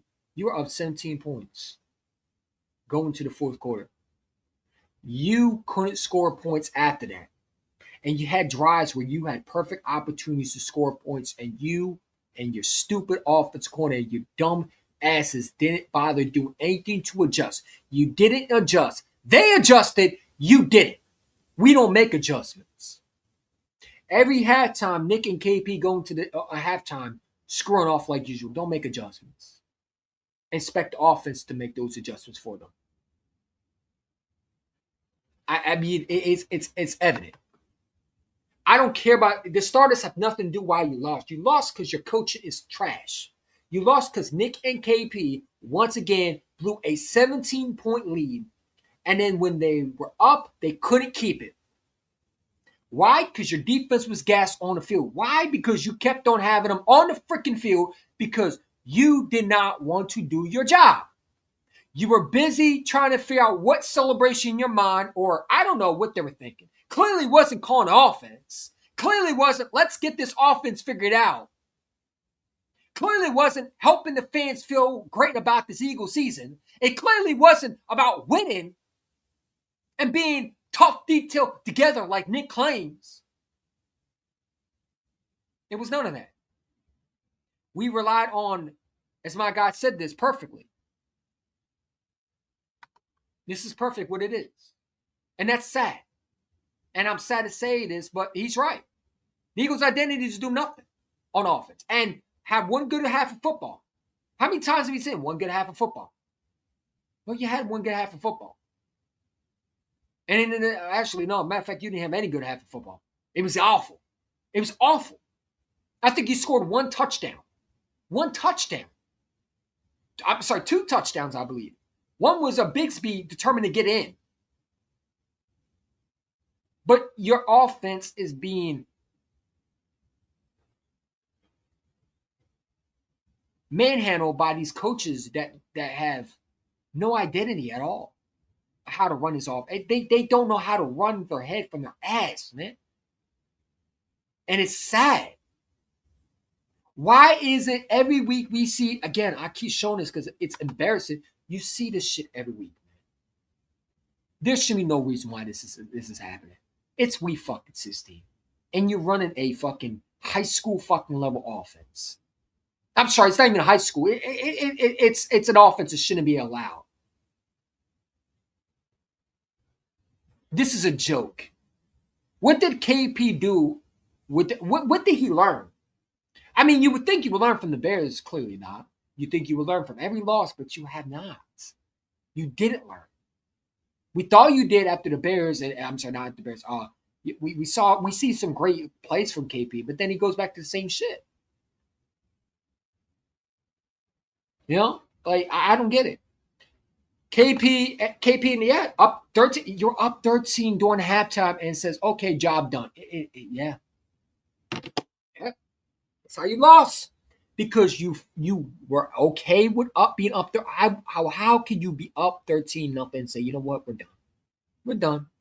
Yeah, let's just play calm now. Don't turn over the football. We'll be all right. No, man, you can't do that. That is playing to not lose, but not to win. You play to win, not to just get by. And this coach staff philosophy, I hate it. I hate it. Perfect example, Jaden, Chris Kincaid, Kp Nic goes up at third, and then they play this conservative offense. They coach this conservative bend and break offense. I hate it. Because, like, what the fuck? You up 13-0 and say, oh, what? We're fine. We're fine. No, you're not. You're not fine. How can you sit there as a coach and think that? I don't understand that. I don't understand that. That's horrible. That's horrible. KO shall learn from the Eagles' blowouts and Giants. I meant like KP. Yeah, I know what you mean. Hasn't learned a damn thing. No, he didn't learn from the Bears' loss. He didn't learn from the Chargers' loss. I mean, you lost because most of it is because you're incompetent as an offense coordinator. And you would think with all that technology, with the film breakdown, all 22s, you watch it. You're supposed to be watching it with your quarterback. Clearly, it doesn't show on Hard Knocks. The quarterback coach is talking to the quarterback. Why isn't the OC not in the room with Jalen Hurts? Why is it the OC is with the OC and the quarterback coach should be with Jalen Hurts every day? Every day. With these receivers also. It should be a team effort, and it's not. Even on Hard Knocks are showing things as like, I'm scratching my head like, why? Like, why is the quarterback coach helping Jalen Hurts with this offense? And he's getting frustrated because how sad and pathetic this offense is. When Scott Leonard is shaking his head knowing this is a bad offense, and he knows KP's a joke and can't say nothing to him, unfortunately, it's a problem. It's all right, bro. I know what you mean. You know, it's a joke. I don't get it. I don't. And I'm tired of repeating myself. I feel like I'm just a tape recorder at this point, but it's nothing else to say. What do you want me to say? These are the facts. You don't got good coaching. You're getting bailed out every day by this defense. And this quarterback has to either bail you out or this defense will bail you out. They have to play perfect to win the game despite the coaching. The only coaches that are really doing their job is Fangio. Fangio and Chris Parker.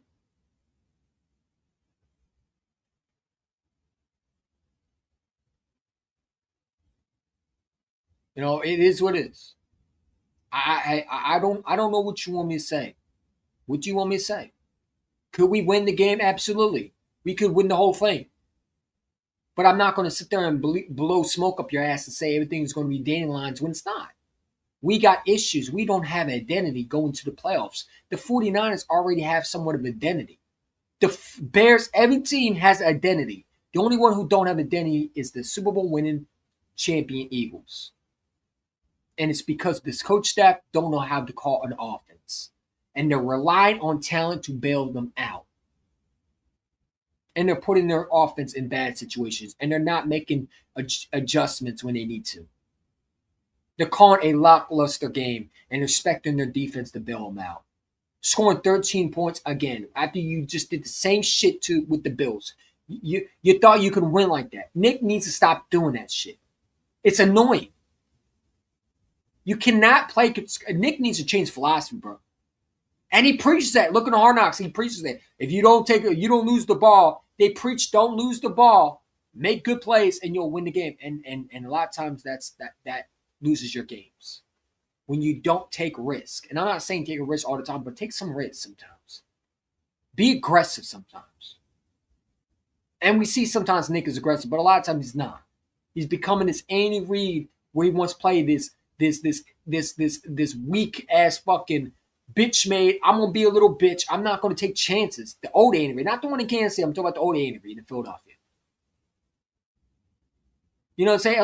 At least be able to understand when you call timeouts. He can't even call a timeout properly, man. He blown timeouts to try to get someone to jump off sides. So you waste it down, or you get a penalty to bring you back 10 yards, and now you lose possession to go for it. Stupid shit like that. Stupid shit like that.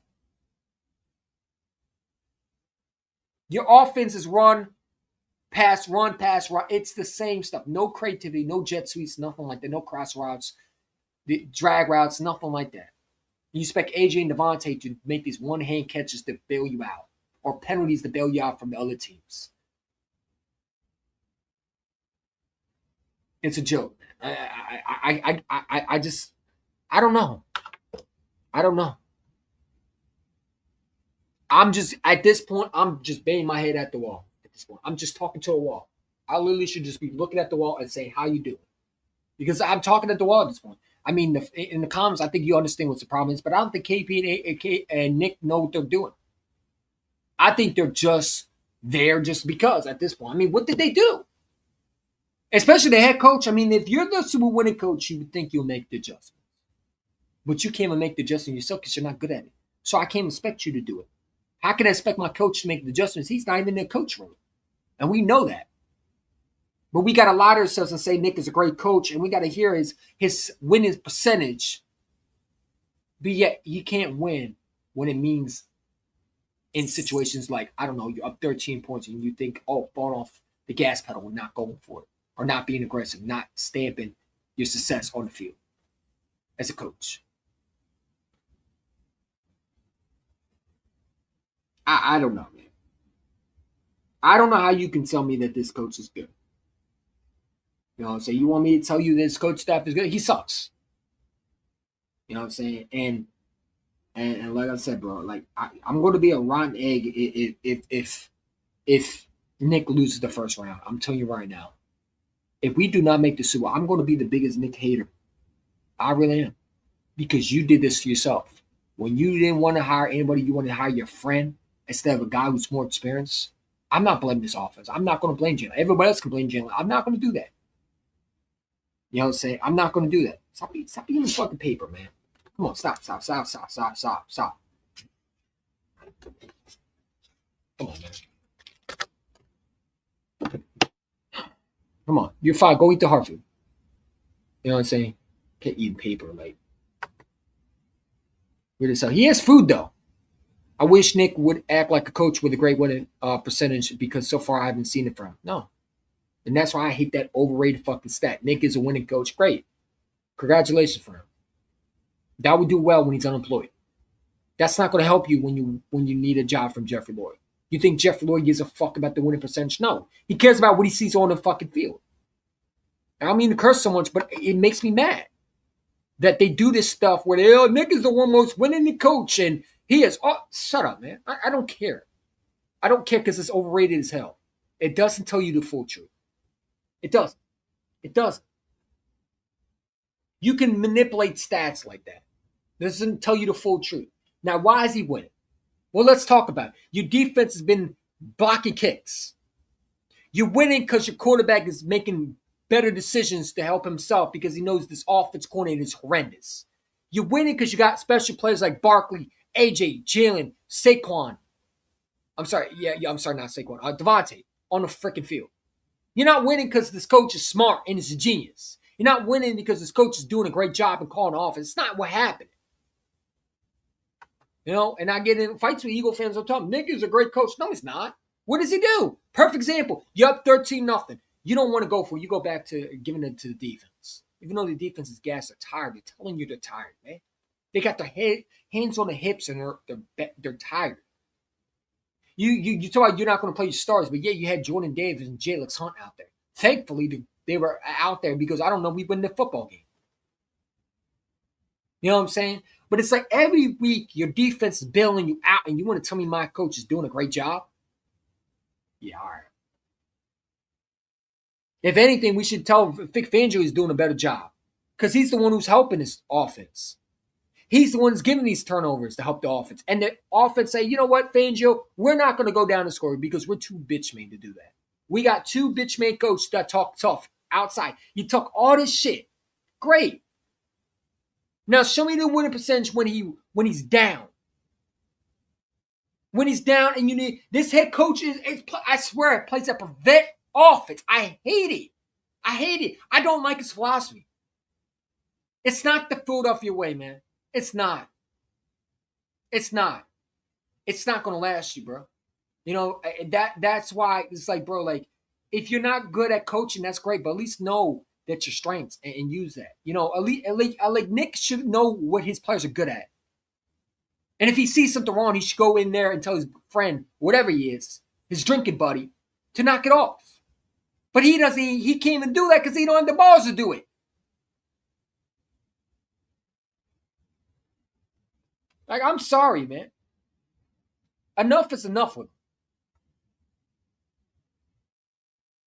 him. Enough is enough. Like, all I gotta say is this, man. Like, I keep showing this. I don't know if I can show this. I don't. Will they allow me to do this?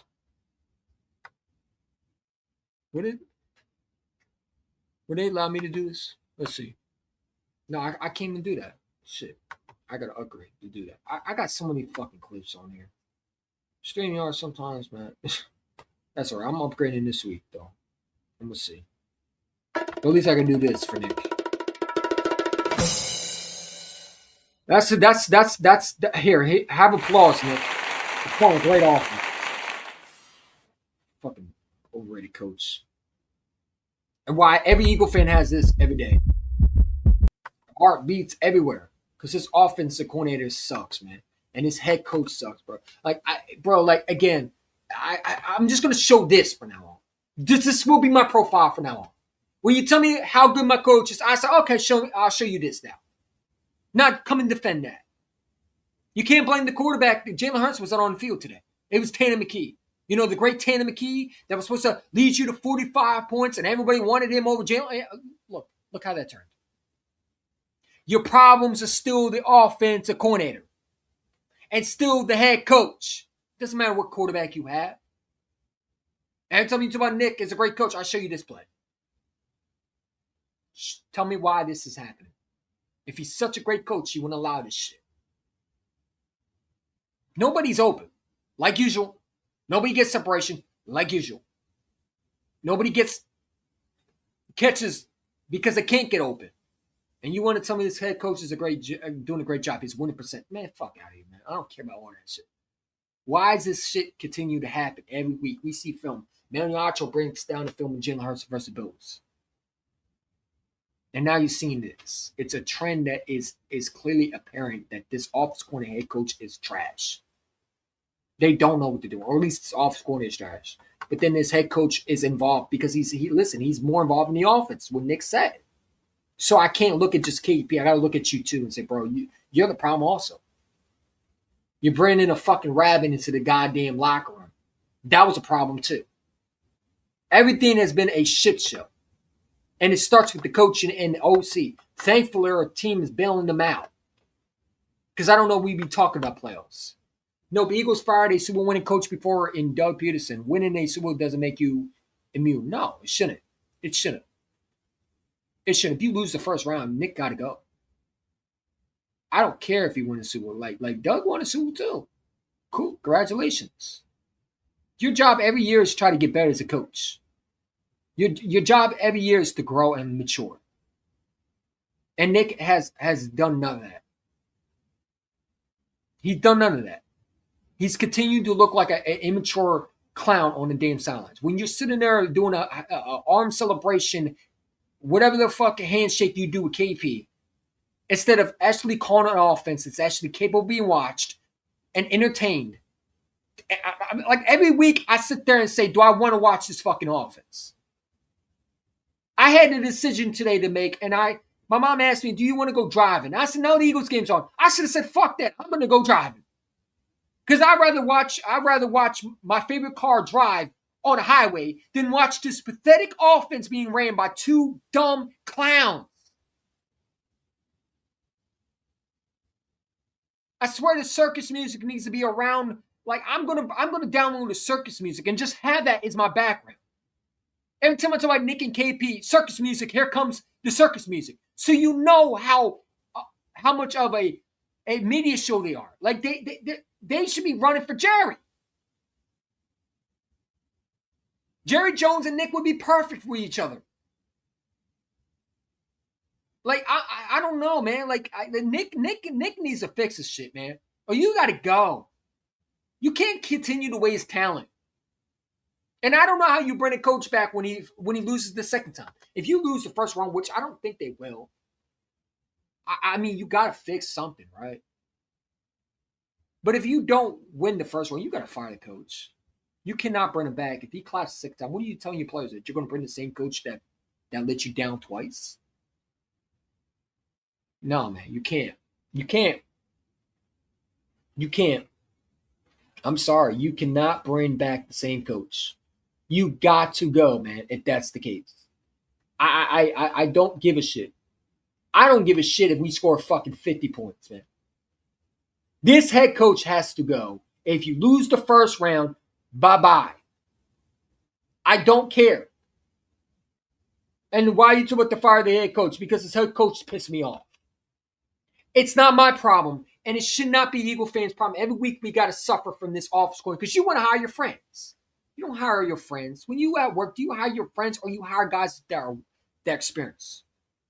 When you apply for a job, do they hire people that experience? No. They hire the best ability people who can do the job. So why would you, as a Super Bowl winning head coach, know that you would need to do a job, and that is to hire the right guys? Did you hire a guy that came and do a job himself? Come on, man. I don't know what you want me to say. I don't know what you want me to say. I don't know what to feel about this 49ers game. They are a great football team. Ran a good quarterback. They're playing with heart. It's not impossible to lose in Philadelphia. It's not. They've beaten us in Philadelphia. We should be able to win this game. We're a better football team talent-wise. But coaching-wise, no. Give me Kyle Shanahan over Nick any day. Nick has not shown me when everything is other than it's perfect for him that he can win. He hasn't. I've seen Kyle Shanahan take his team to the playoffs with injuries around him. Nick hasn't shown that. Nick is relying on team to bail him out. And you're seeing it. You're seeing it. You're seeing it every week. And thankfully, that's a good thing because that just shows you how talented we are. That you're able to overcome stupidity. How you feel that defense will be good to keep us in the game if the offense will barely anything, and if the Eagles win it, it will be off a clutch stop by the defense. Yeah, and you know what? Sometimes that's how football is, man. Listen, defense win your championships. I'm not saying it's not impossible to win a Super Bowl with this team. We definitely can. We definitely can. Sometimes it does come down to that. Listen, I mean, last year it wasn't perfect. Your defense bailed you out. But you had some identity. You were able to run the football. You're not even able to run the football. If you were able to run the football, okay, I can go into feeling good about, okay, maybe this offense isn't bad. Maybe our defense will have to come through. Obviously, that's why you have a defense. Sometimes it's not going to be a blow. I don't expect us to blow every team out. What I expect you to do is beat a Commanders team with a third-string quarterback. I expect you to beat that team. I expect you to score 13 more points than you did against the fucking Buffalo Bills that literally had nothing that they could stop us with. We shot us up in the foot, penalties. Offense not doing their job. KP was awful playbook and clearly can't call an offense. And this play sheet just shows he has nothing on there. I don't know why the TV keeps showing his KP. Are they supposed to be happy that he can actually hold a piece of paper? You know? Like, you want to tell me KP's done a great job, man. I don't know. I don't think he's done a great job. I don't think he's done a good job at all. I think he's a dope.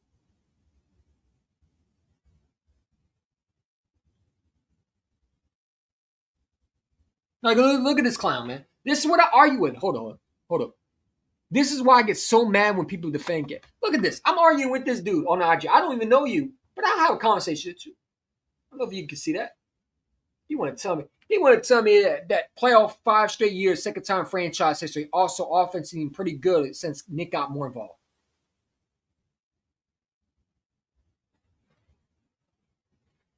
What? Buddy, what the fuck is you watching? Offense has been better since Nick got involved. No, it hasn't. It's been worse, honestly. It's been worse. Nick can't. That's a stupidity I don't understand. The offense got better? When?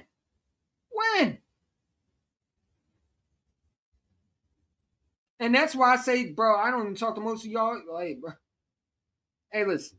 You'll have your opinion. If you think that, hey, good for you. I don't think so. I don't know how you could sit there and say that. That offense has been good with Nick being more involved. In what world can you say that? Not this week. Not for the last 2 weeks. It hasn't. But you think that? All right. Hey, man. If that's what they want to think, then that's so be it. I personally don't think that's the case. I don't. Dane, me, Doug, Dane, me and that person talked to must be watching 2 different games then. Dane, me and that person you talked to must be watching 2 different.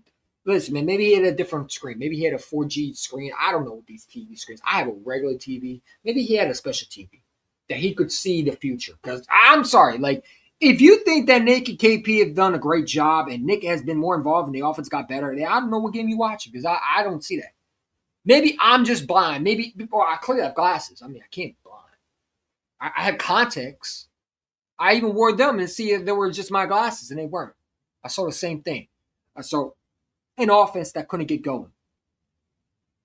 I saw an offense that was ran by a coach that wanted to be conservative. And you want to tell me that's being more involved is holding your quarterback, your OC accountable.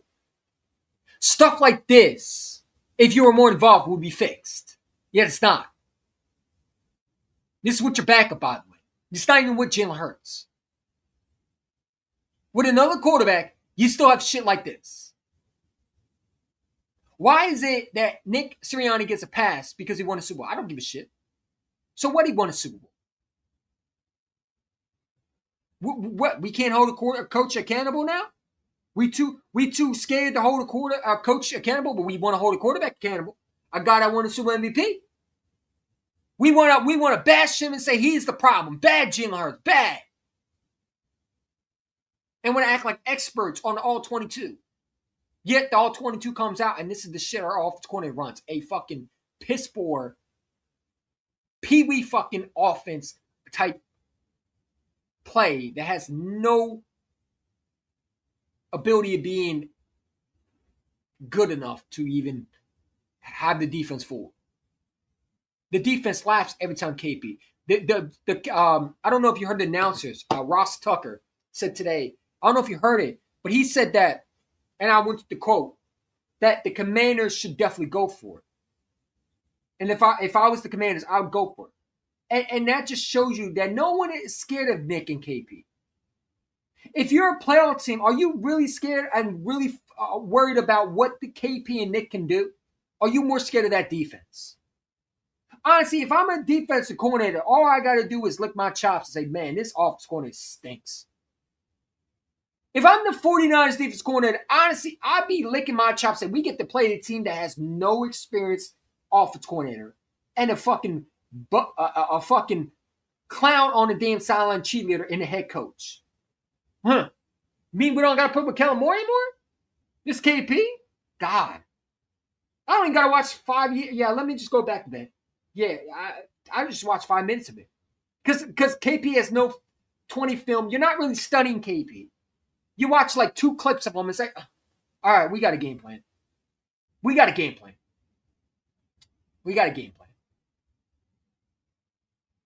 You're not watching and studying like these other teams where they have to watch a real offense corner with a head coach who could call plays and say this. Like when you watch Ben Johnson, you got to understand the details that he puts into the game. He puts the craft in the game. He takes time out of his day to establish an offense that is a creative. He believes in explosive plays, but he also gets guys open. He doesn't force guys open. He gets guys open by creating the routes. Okay? You had a lot more motion. You're able to get guys who are in good situations out the backfield like Swift. You're able to get him going. You're able to set the run, the pass. You know, he takes his time and he takes his time with details. It's not just rushed. We put an offense out there every week and it's the same shit. No creativity, nothing. We tweak maybe 1-2 things, but that's it. That's it. But it's the same shit over and over again. We show one good ability to run an offense, and then the next ability we look like the same shit. We look like we made no adjustments at all. We don't learn from the Raiders game. We can say, oh, well, let's go back to our ways. We didn't learn a damn thing.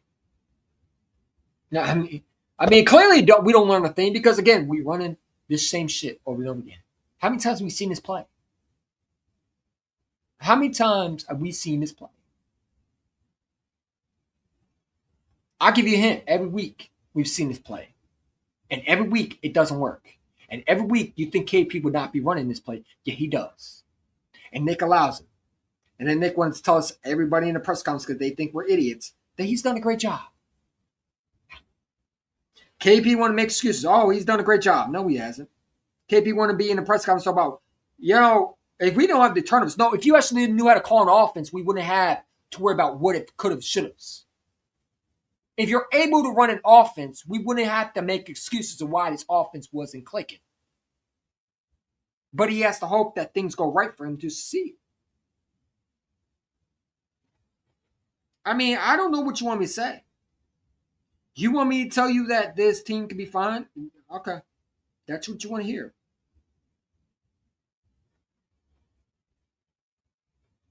So the 2 seed is given away. This guarantees that the Eagles will go to Chicago in a divisional game rather than play the game at home.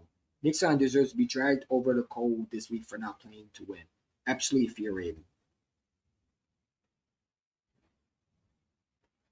I don't know. I don't have an issue with it. I don't think it would matter, honestly. I think we still blow over the starters. like people don't get it. Holding KP accountable would mean Nick would criticize himself. Yeah. You don't want to do that. Like, people talk about the 2 seed, bro. It don't matter, man. Why would you, don't put your fans through that, man. Don't do that. I'm glad we're going on the road. You know what I'm saying? Because maybe we're a better road team. Maybe on the road, we are a lot better. Maybe that's how we win a Super Bowl. I don't know. I think that we're better on the road than at home. That's how I feel. People can disagree with me. I don't care. I think we're a better road team than we're a home team. The proof is in the pudding. We're a better away. We score more points away. I don't know.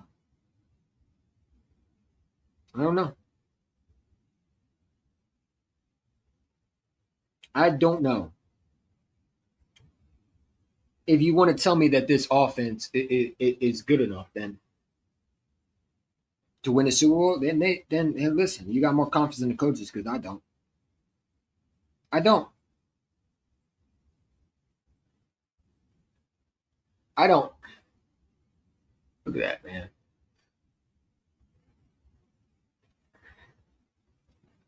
No.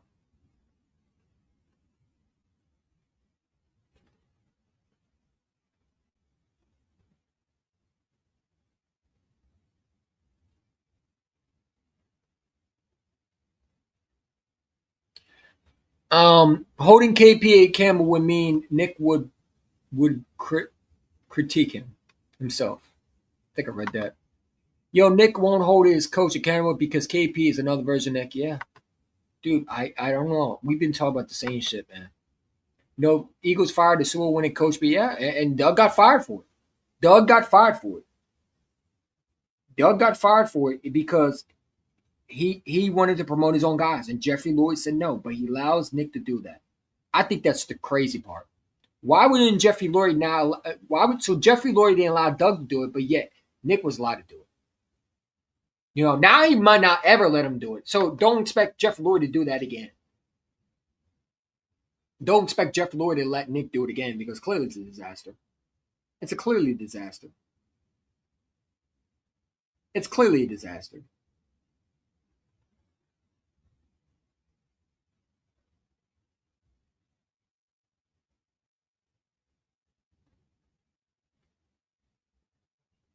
It's clearly a disaster.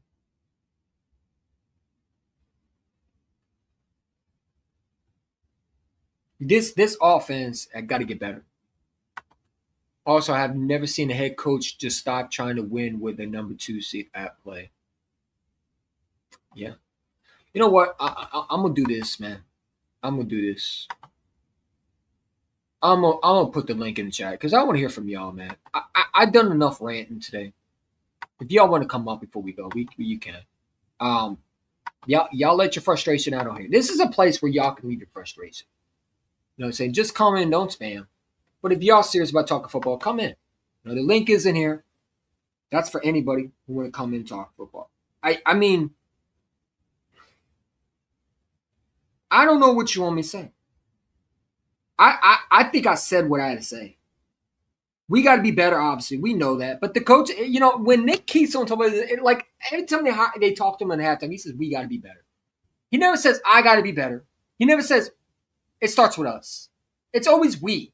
Why is it every time he says we? Like, we got to be better. No, Nick, you got to be better. Your offense coordinator you hire got to be better. Like, he never holds himself accountable. It's always him and KP that hold himself accountable, man.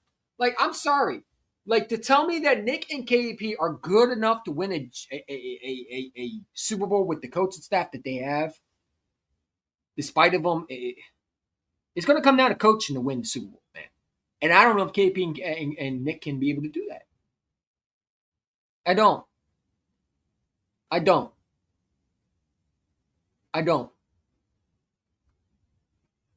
Like,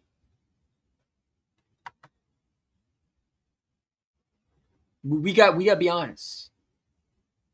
We got to be honest. And is Nick a good coach, or is he being carried by this team? The same shit they say about Jalen Hurts, you can make it what it is, but he's getting carried about his defense. His defense is carrying. His defense is carrying you, man. It's carrying you. It's carrying you. That's the bright spot right there. The defense. The defense. Defense. Defense. The defense. You're not winning because you're a great offense. You're not winning because you have great coaching. You're winning because your defense bailing you out, and you got plays. They're making big plays at one time, and they're hoping, praying that's the last time they got to make a big play. If you got to go toe to toe with a quarterback that can throw the ball and have better coaching, you're gonna lose. We got to get lucky in the playoffs to win. I'm sorry. We got to be lucky. We got to be lucky to win a playoff game, in my opinion. We're gonna have to be better at coaching, and I don't know if we're able to do that. Guys, I wish I could tell you. Like, you want me to sit there and say that we can be better? Obviously, our coach could be better. Will they? Hope they're playing possum, man. That's the only thing I can hope for. Is they're playing possum and they're just playing games with us. Because if they go out like this as a unit, like this that we saw versus the Commanders, they will lose. They will lose. The defense will be all right, but the offense, I'm worried about. You got to be able to score points, and they're not able to do that. They're not able to do that. I think that's disgraceful.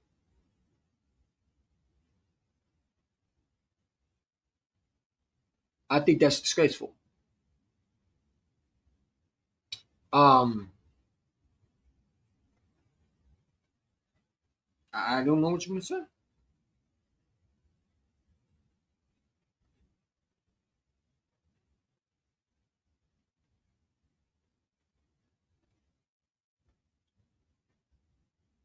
I don't know what you would say. All right, let's hear what Nick has to say, man.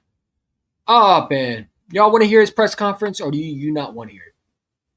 Let me know in the chat. Y'all want to hear his press conference? Let's see what this clown has to say. Probably the same shit. Probably the same shit.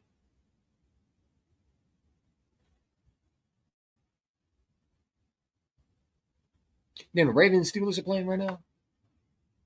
I don't want to watch another team, man, because every time I watch a team, I get jealous. Makes me want to cry. Makes me want to cry, man.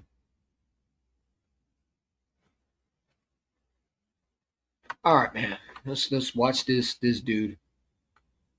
All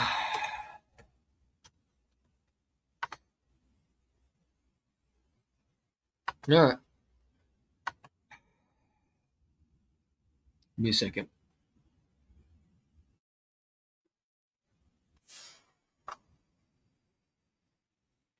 Take this off.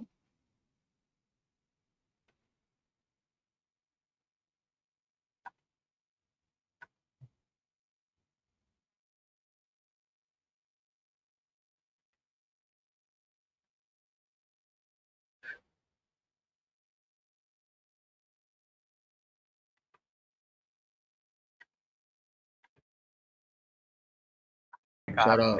With the Lions winning, you guys had a chance to see there with that outcome. Do you regret the decision? No, you go through your process. You make what you think is the best decision for the football team, and that's what we did. I knew this was an outcome that these things could happen. Like I said to you guys, one thing I could guarantee was giving them rest. I couldn't guarantee anything else.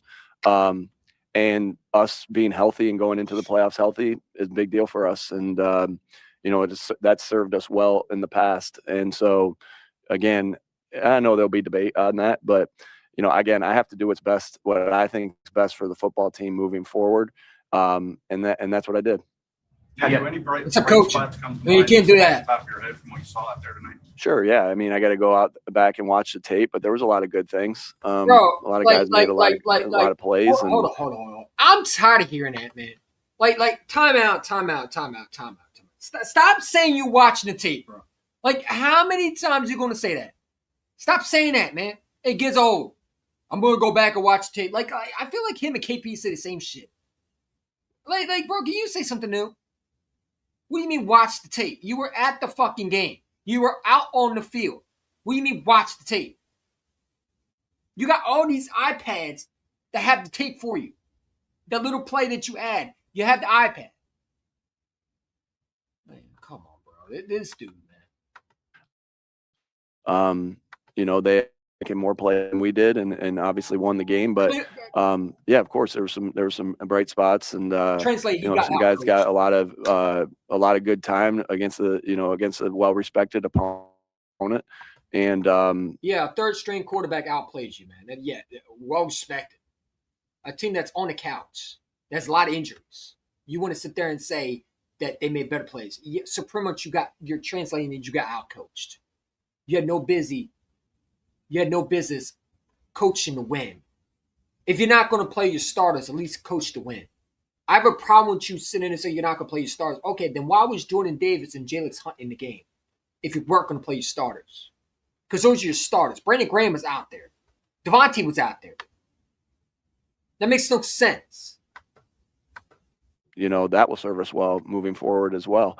The reps that some of these guys got. How did you go about balancing the emphasis on health versus playing Devontae so that he could get the 1,000 yards? Yeah, we were safe with him as far as what kind of routes we were running and what he was doing. And so that was something that we decided to do. And obviously you can't rest everybody. There were guys that as far as D-line reps, some of those guys played into the through the game.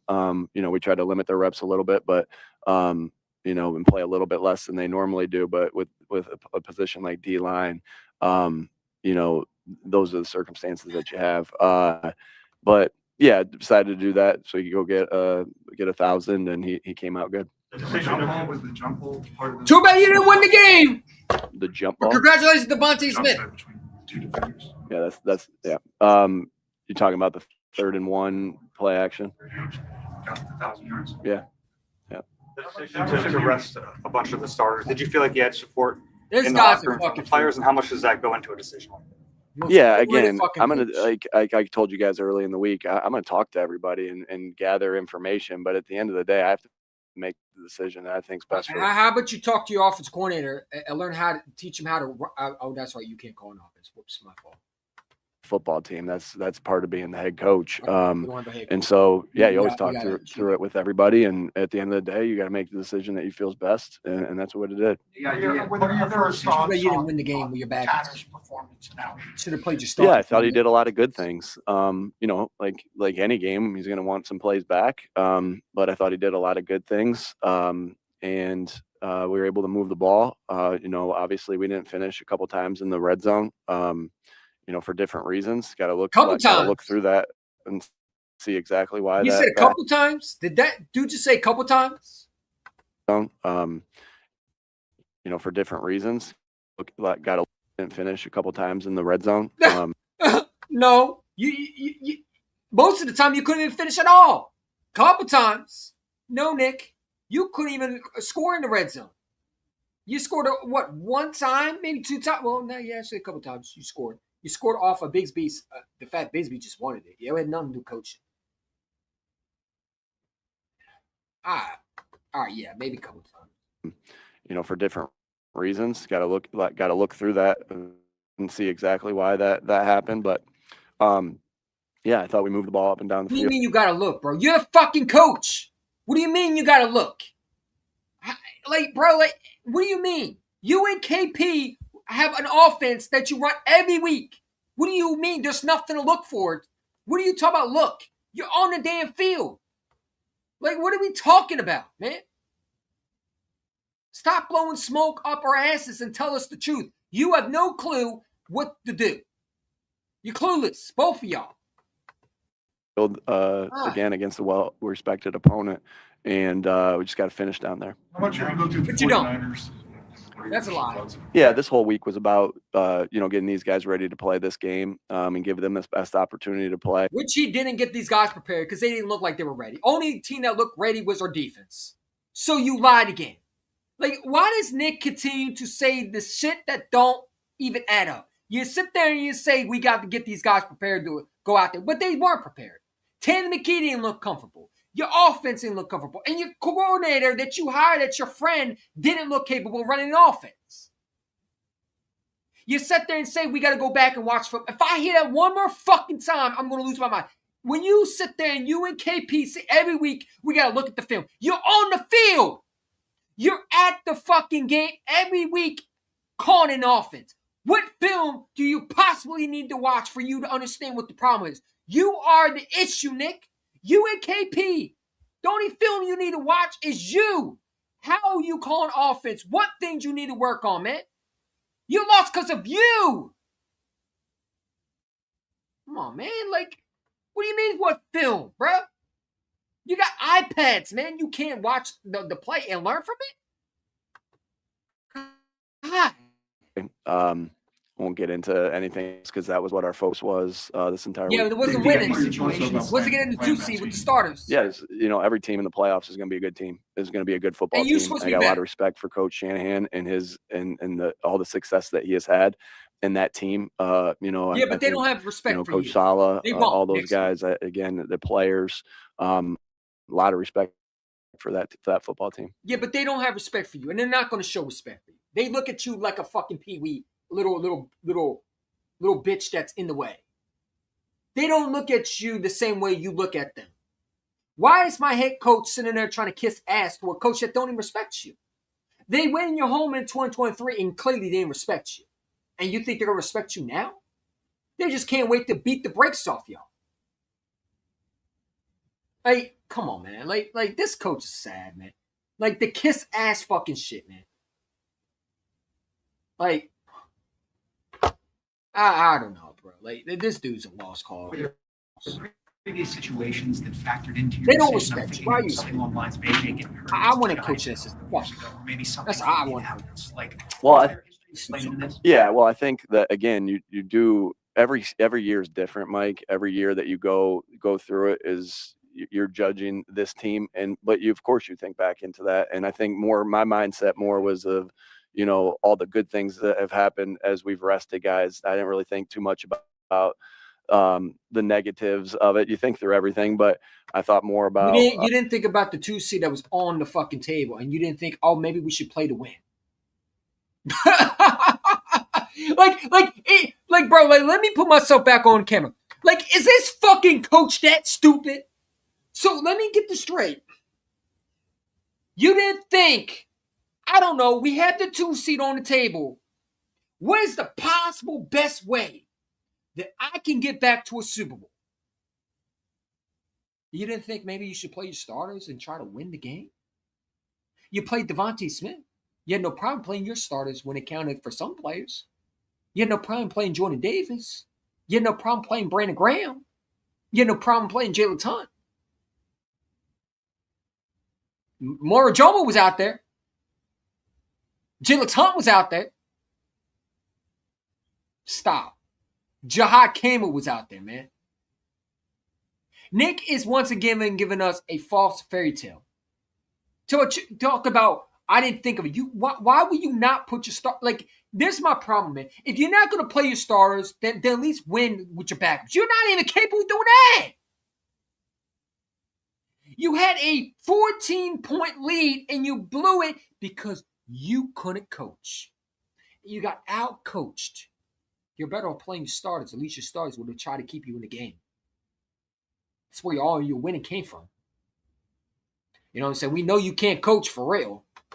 You're better playing your starters. I think that's so incompetent that this coach thought maybe I should keep my starters out. That's playing to lose, in my opinion. I'm sorry. The fact that if you're not going to play your starters, then don't play Devontae Smith. But if you played some of your starters and not play the whole offense, when you need as much rep as possible, you get one home game, man. And most of it's on away in different home stadiums, not yours.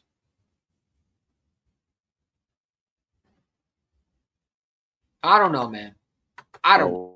When we have had an opportunity to get a I think bye that's a that served us well fucking here in the to say past. that. The idea about the offense going into the postseason, knowing that you could have used this game. Hit that like button. Appreciate y'all. Momentum going into that. Yeah, again, we treat every practice like we're using that as momentum. And so yeah, but you actually do practice, or you just call bullshit? Because clearly your offense coordinator can't practice for shit, especially in road games. So all that practice shit means nothing. Again, your practice is the same thing as a fucking little kid offense, a football team running a fucking little drill.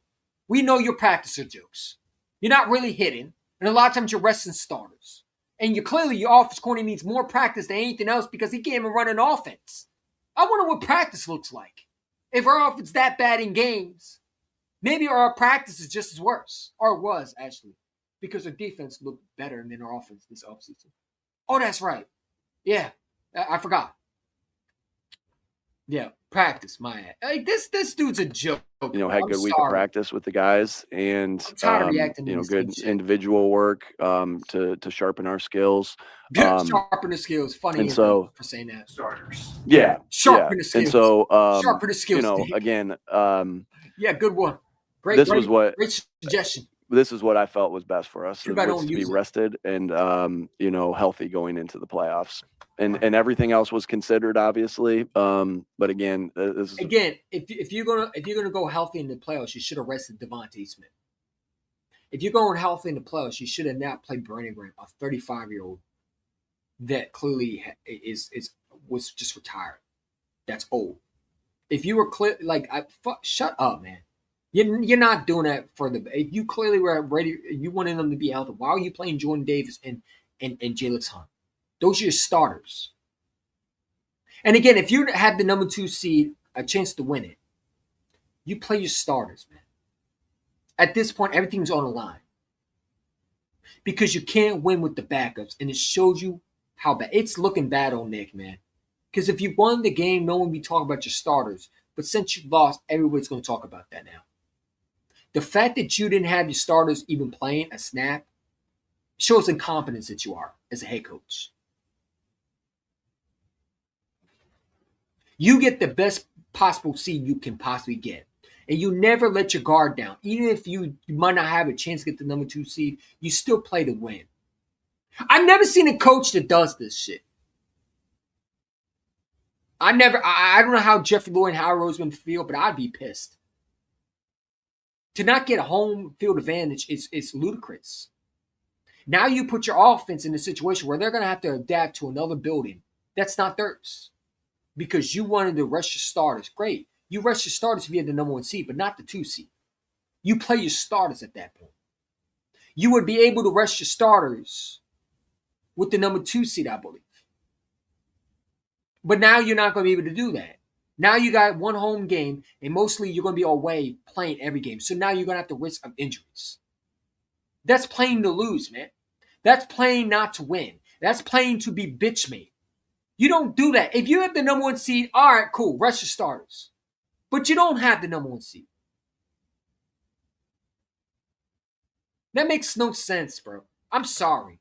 this decision I made. The idea of the offense off of You should be fired for that, in my opinion. mostly backups playing. That's bad. That's bad. Yeah, because you know there were guys that are gonna make some plays in the playoffs for us. You know, I think about Jahan Dotson and the plays that he made in the playoffs, propelled by the you know, some of the That you don't things that even he did use, really well in the by the Week way. 18 game last year. You don't even get him in the Same with ball. Will I don't know why you Shipley. We mentioned kind his of name. talked about some of those things last night.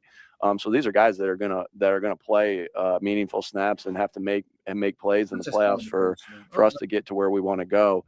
But yeah, I think you can.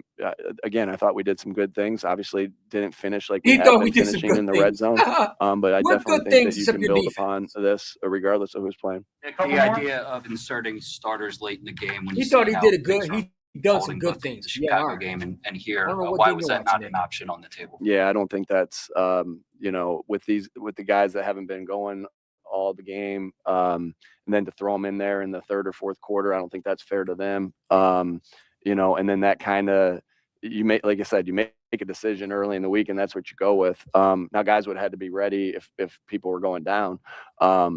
You know, with what happened at safety, Reed was ready to go in if there was something else that was gonna happen. But again, you make decisions, right? And that's your job as a head coach. You have to make tough decisions. And that's why, you know, and half the people are going to agree with it, half the people aren't. Half you guys are going to agree with it, half you aren't, and that's okay. But you have to do what you didn't have the number 1 seed, man. And for you to not play your starters now is looking bad on you, bro. Like you already look like a clown, but now you're wearing the makeup. Now you putting officially the red nose on your fucking face. Like you trying to defend that, it's ludicrous. Because if you won with your backups and you actually did your job, no one would give a damn about your starters. They'd be like, yeah, we could have played your starters, but we won the game. But you didn't. Because you couldn't coach to save your life. And your buddy friend that you hired that's experienced, that's been bailed out by this offense and his defense, couldn't do his job. You are just wearing the makeup at this point. All you need is the red nose to put on your nose. You look like a clown right now defending, I'm not going to play our starters because I don't want to get hurt. Bro, at this point, man, you play to win the fucking game. You lost that privilege when you fucking decide not to be aggressive and win those meaningless games that you want to talk about the regular season when you barely win it. You didn't get the number 1 seed. If you had the number 1 seed, I wouldn't give a damn about you playing your starters. But you don't, when you have a chance to get the number 2 seed, you go for it, man. I think that's playing to lose, man. And I think that's so incompetence by our head coach to say that. What? What do you mean? But it's really incompetent when you have a 13-point lead and you're blowing it because you can't coach a fucking lick of shit. That's the problem. It's not even the start. It's the fact that you had the lead and you blew it to a third string. Think's best for the football team. And so to change course, if you make that decision and you're convicted on it and then change course in the middle, I think that puts the guys in a tough spot. And again, you know, I knew that this could be the outcome, right? I knew, and we knew all these things. Like, I didn't know the outcome of the other game. It ended up going the way we wanted. Like he sounds like a little child trying to justify why he fucking lied. It's like when your parents punish you and send you to your room. I knew the problem, but you do the same thing. Like he sounds like a little kid that got punished and sent to the corner. Like that's what he sounds like. A kid that got punished and now being questioned, and now he wants to act like, oh, poor me. Poor me. What is me? Like we're supposed to sit there and feel sympathy for you, man. You wouldn't be in this situation if you just knew how to coach and you didn't blow a 13-point lead. Yo, this coach is just, dude. This head coach might need to sit down with Jeffrey Moore after the season, man. Like, you cannot continue to get away with this, man. I'm sorry.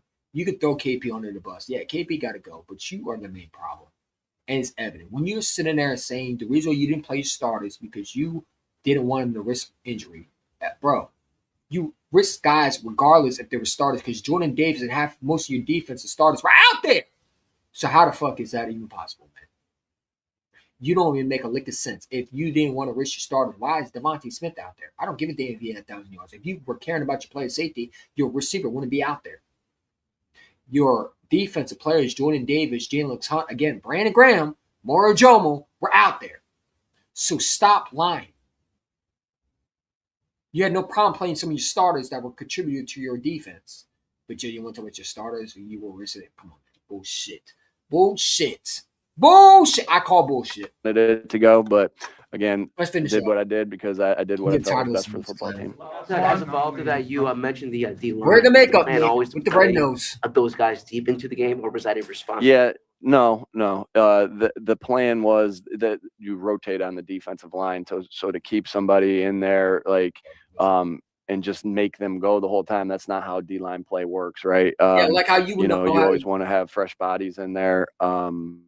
And so we knew they would play into the fourth, and we tried to limit their reps as best as we possibly could by giving the other guys some more reps. But we knew that we would have to play them the whole time through because just the way the nature of that position works. He's a bitch, man. All right, thanks, guys. Such a fucking weenie coach. He's such a weenie coach. He is such a fucking weenie coach. Like, the fact that you even say that in the press, you should be, like, I'm sorry. Like, this coach got to go, man. This coach got to go if he loses the first round. That is so, for you to sit there and say, we don't want to get hurt of starters, yet you put Devontae Smith out in the game. You had no problem risking your players. Like, I'm sorry, like, you wouldn't be in this situation if you didn't blow a 13-point lead going to the half. You did that. Not the players. You, as the head coach, did that. You wouldn't be in this situation. Like, he sounds like a little kid that got questioned of what he did wrong. Rather than admit he was wrong and say, man, maybe I should have played my starters. Yeah, you should have. Maybe you would have the number 2 seed. Just saying. Regardless, you're going to get hurt no matter what. I mean, you're not going to have a bye week. I think that's playing to lose, man. I'm sorry. The number 2 seed is so much better for your team than the number 3. And you want to talk about you want to get your team rest, man. Come on, bro. Give me a fucking break. That's a losing mentality coach right there. That is Nick Sirianni that just clearly doesn't have a clue what the fuck he's talking about. Yeah, Nick won't hold his – no, I mean, you just heard it in the press conference. He doesn't know what he's doing. The link is in here, by the way. The link is in here, Bob. We just reacting at this point, man. All right, let's see what Seth Jordan has to say. We just reacted. This is therapy hour for me. I don't care. It's therapy hour for me. It's therapy hour. Let me get this one a like. Actually, I want to watch Bros. Can I watch Bros? It's so easy to become a podcaster with Riverside. Shut up. Shut up, shut up, shut up, shut up. Thank God. Get the fuck out. Bros. Oh, ladies and gentlemen, before we jump into the chaos, you know I love my Emilio cigars. Old school roots, new school attitude. Locally owned, third. I love Bros, man. Shit. But until because I could actually understand wanting to make sure Jalen doesn't get dinged up, making sure some guys don't get hit hard. You don't see a hip drop tackle like you saw from Grant Alcantara, and knowing those scumbags in Washington who for 2 weeks now were running their damn mouths and have Frankie Louvu on the team who gets hit with $180,000 worth of damn fines for hip drop tackles. I get prioritizing your guys being available and ready for a playoff game. Here's where you lose me, though. Talk to him, Bros. There wasn't a recipe to actually win this game. There wasn't urgency to win this game. You still have to have this team prepared to fucking fight. You still have to put out a product that's respectful. If you know that Jacorian Bennett is that piss poor, and you know Ringo blows. You can't put that out there. That's doing the entire team. Yo, I don't care what people say, bro, man. Bros is funny. He's passionate. You know, people can talk about him screaming. I like that though. Bros is funny, and he does a great job on WIP, man. I think he's the only reliable guy I'll listen to on WIP. Service. Sometimes I don't agree with him, but the guys who have worked their ass off to put themselves in a position to maybe squeeze out a 2 seed if the Lions somehow manage to go on the road and beat up Chicago, which did happen. You have to have a responsible defense out there, a responsible DB out there. You can't put that out. So if you know they're that egregious at their job and you still pushed forward, that's not urgency. That's not a responsible decision. You know what they wanted to do today? They wanted to get Devontae Smith his 1K yards.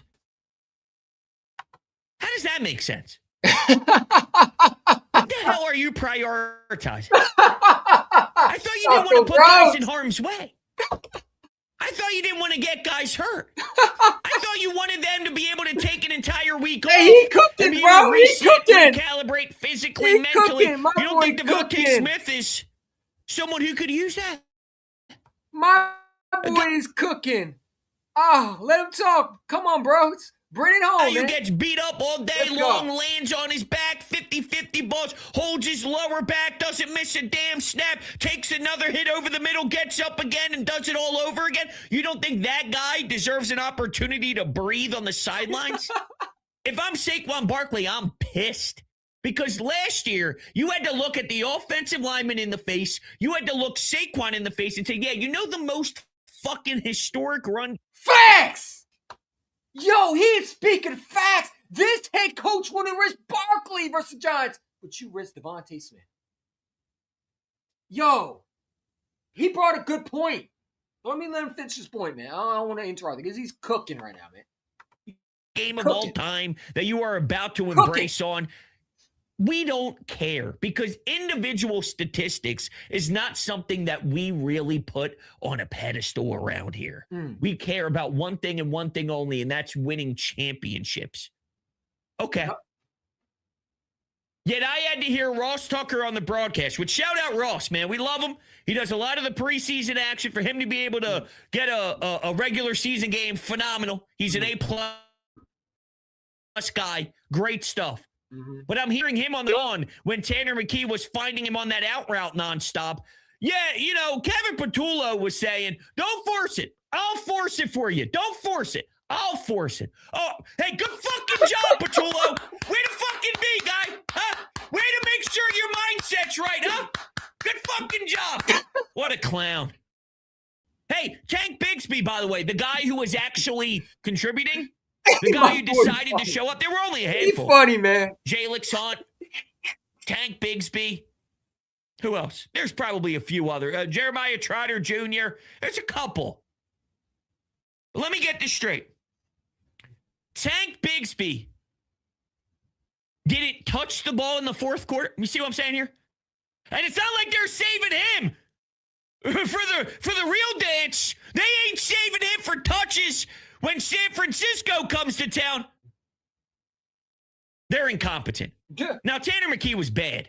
But how many times did Tanner McKee get flush, have to throw it away, nobody's open, he chucks it 8 yards out of bounds? No, he was bad. He was bad. Where he could have ran for a first down, 15 yards of green grass in front of him. Instead, he throws it in. Facts, man. I love this so far, bro. Like, bros, you're spot on. Everything. I mean, come on, man. Into a very, very high dangerous area where there was clearly coverage right on the wide receiver. He made a couple of nice throws. The touchdown pass was nice.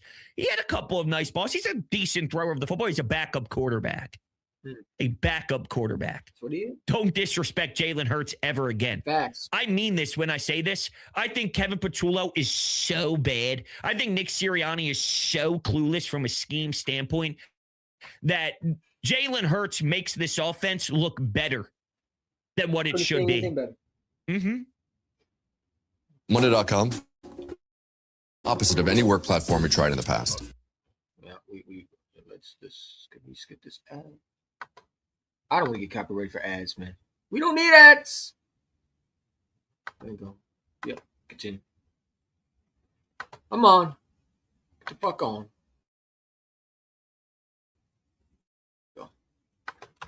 Kevin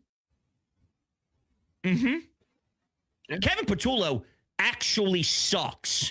I mean, there's just no way to sugarcoat it. He sucks. He's very, very bad. He's very, very, very, very, very, very bad. He has no idea what he's doing. My boy Bros is cooking. And Tanner McKee was also having a rough day at the office. The interception was tough.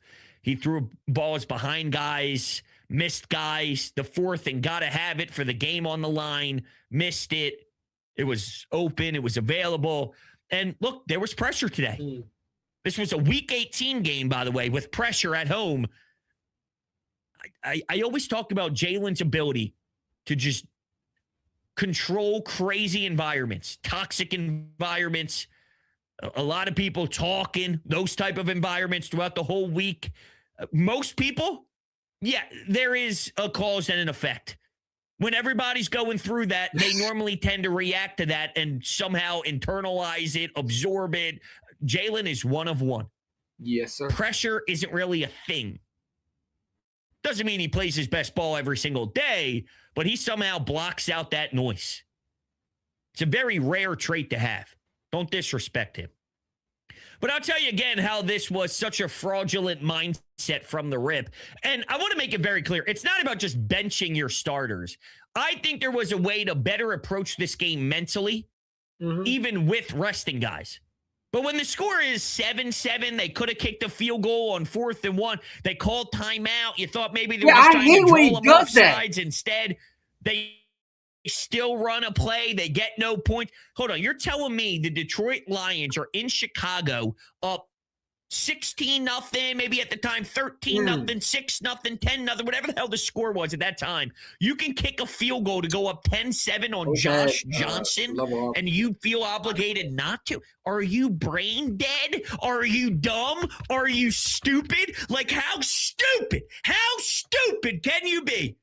That's what's eating me alive more than anything. I don't think they cared whatsoever about winning that game. Whether they thought the Lions had a 0%. Let's give my man a clap, bro. That was well played. Well point of view.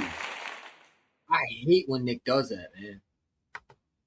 And chance, whether they don't care about their path, which is a constant message I'm hearing from Devontae Smith in the locker room. Don't worry about it. We don't care about the path. We can control what we can control. We just have to play Eagles football. Well, this was a controllable. Just being honest. Setting yourself up to host a division game, to play the Packers. Not that I'm afraid of San Francisco, but you could have been in way more of a glorious spot.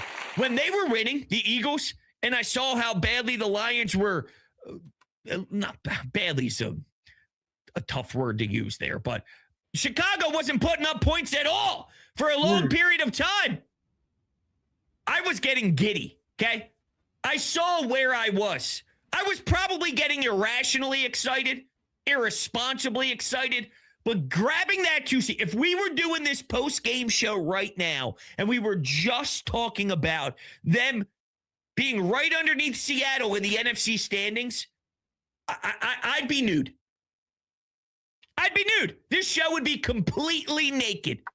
Now, Pause. What do you mean, bro? What do you mean, bro? Hey, chill, man. You were still tuned in 10 minutes in. That might be a personal problem. Chill, bro. But I'm just letting you know where I'd be on the excitement scale. And I couldn't be farther from that. Because they shot themselves in the foot. But isn't that Philadelphia Eagles football in 2025? Isn't that what they do?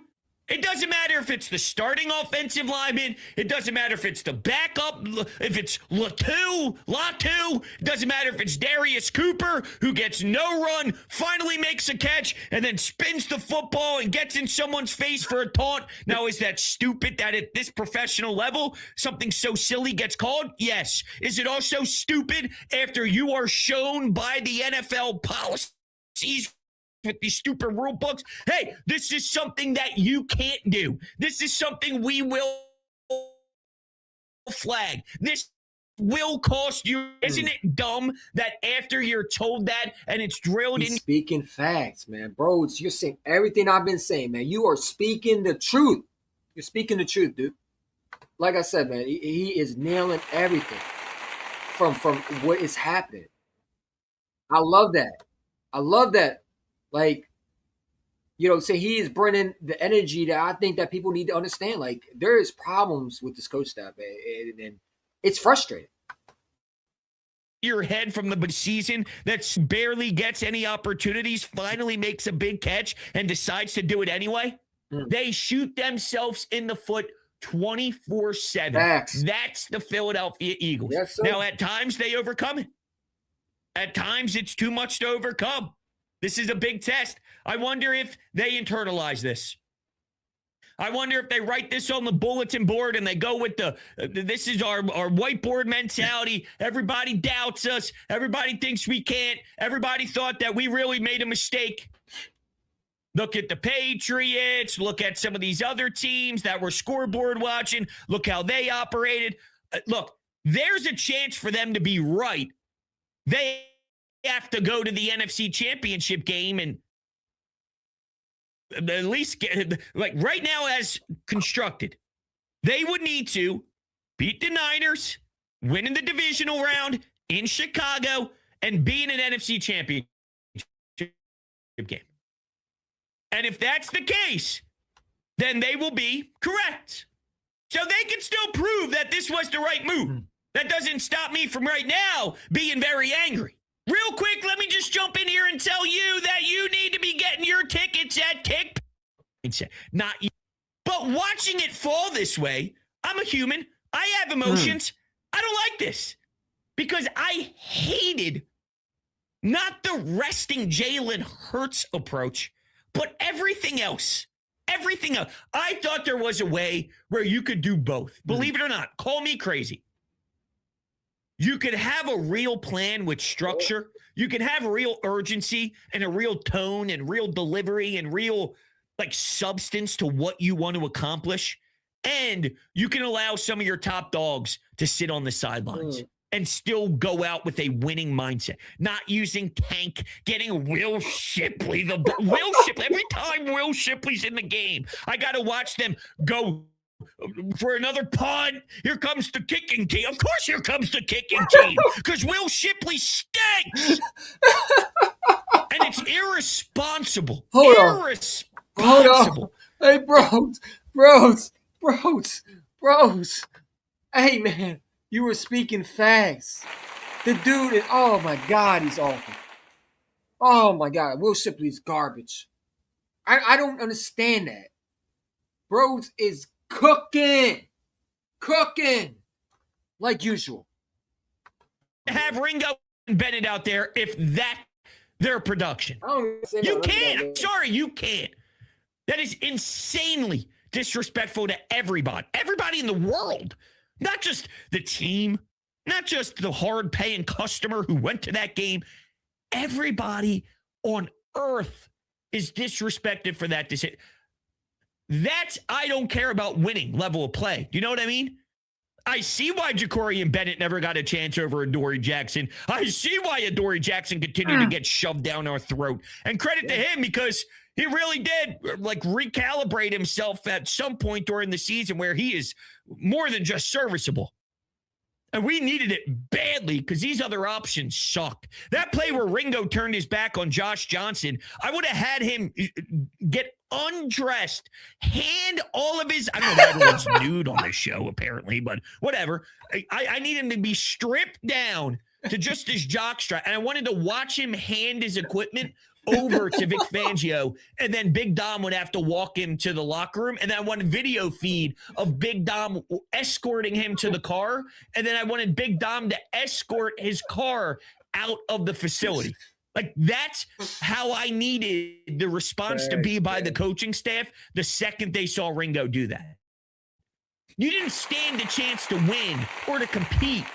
Josh Johnson just threw the ball knowing that Ringo would tackle Terry McLaurin 15 yards over the middle of the field. He would just pick him up and tackle him.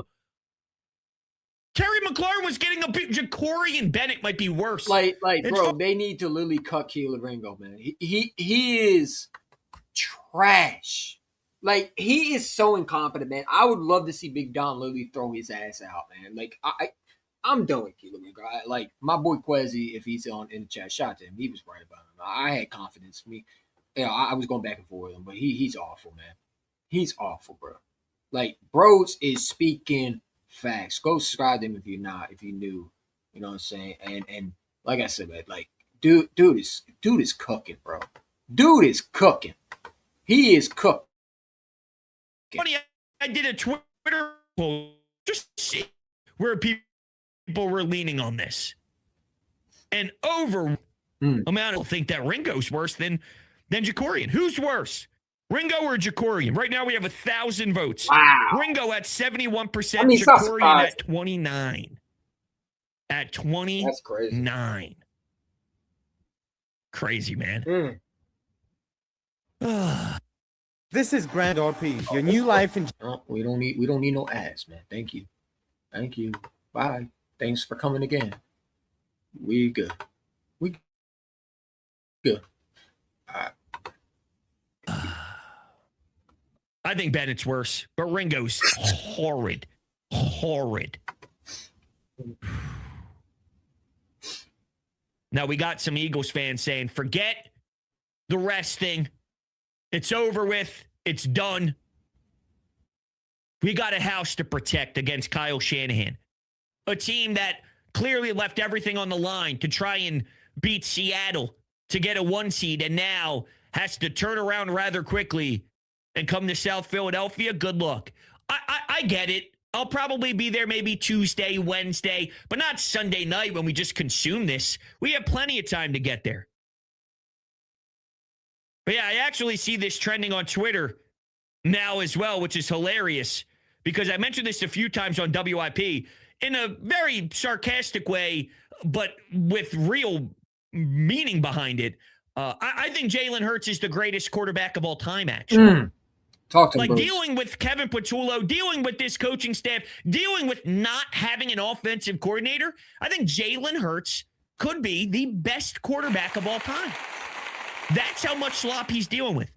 And somebody tweeted out, Shariah, maybe is her name. I hope I'm not mispronouncing it, but she tweeted, I think Jalen Hurts covers up a lot of the malpractice and play calling, and we don't even give him enough credit, honestly, with the cracking up emoji. It's the truth. How do you stop using Tank Bigsby, though? How does that happen? I don't understand. But I do understand DraftKings, okay? And let me tell you something. DraftKings, it's the greatest in the entire world. DraftKings Sportsbook is an official sports betting partner of the NFL, and it makes every playoff moment feel bigger. You got Eagles-Niners. You got some interesting matchups, ladies and gentlemen, and DraftKings has your back with early exit protection. If the player in your eligible NFL prop bet goes down at any point in the first half, you can still get paid in cash. So download the DraftKings Sportsbook app and use code BRODES. That's code BRODES to turn $5 into $300 in bonus bets if your bet wins in partnership with DraftKings. The crown is yours. Gambling problem, call 1-800-GAMBLER. In New York, call 877-8-HOPE-NY or text NY. In Connecticut, call 888 if he regrets his decision to rest the starters. This was him postgame. No, again, you go through your process. You make what you think is the best decision for the football team. We just reacted to it, by the way, too. That's what we did. It's a joke. This was an outcome that these things could happen. Like I said to you guys, one thing I could guarantee was giving them rest. I couldn't guarantee anything else. And us being healthy and going into the playoffs healthy is a big deal for us. And, that's served us well in the past. And so, again, I know there'll be debate on that, but, again, I have to do what I think is best for the football team moving forward. And that's what I did. Okay, so from a Nick Sirianni standpoint, now that the damage is done, I don't know what else you could say, right? I don't want him to take the route that I'm taking, which is, I should have reconsidered now that this happened. I don't want him to do that.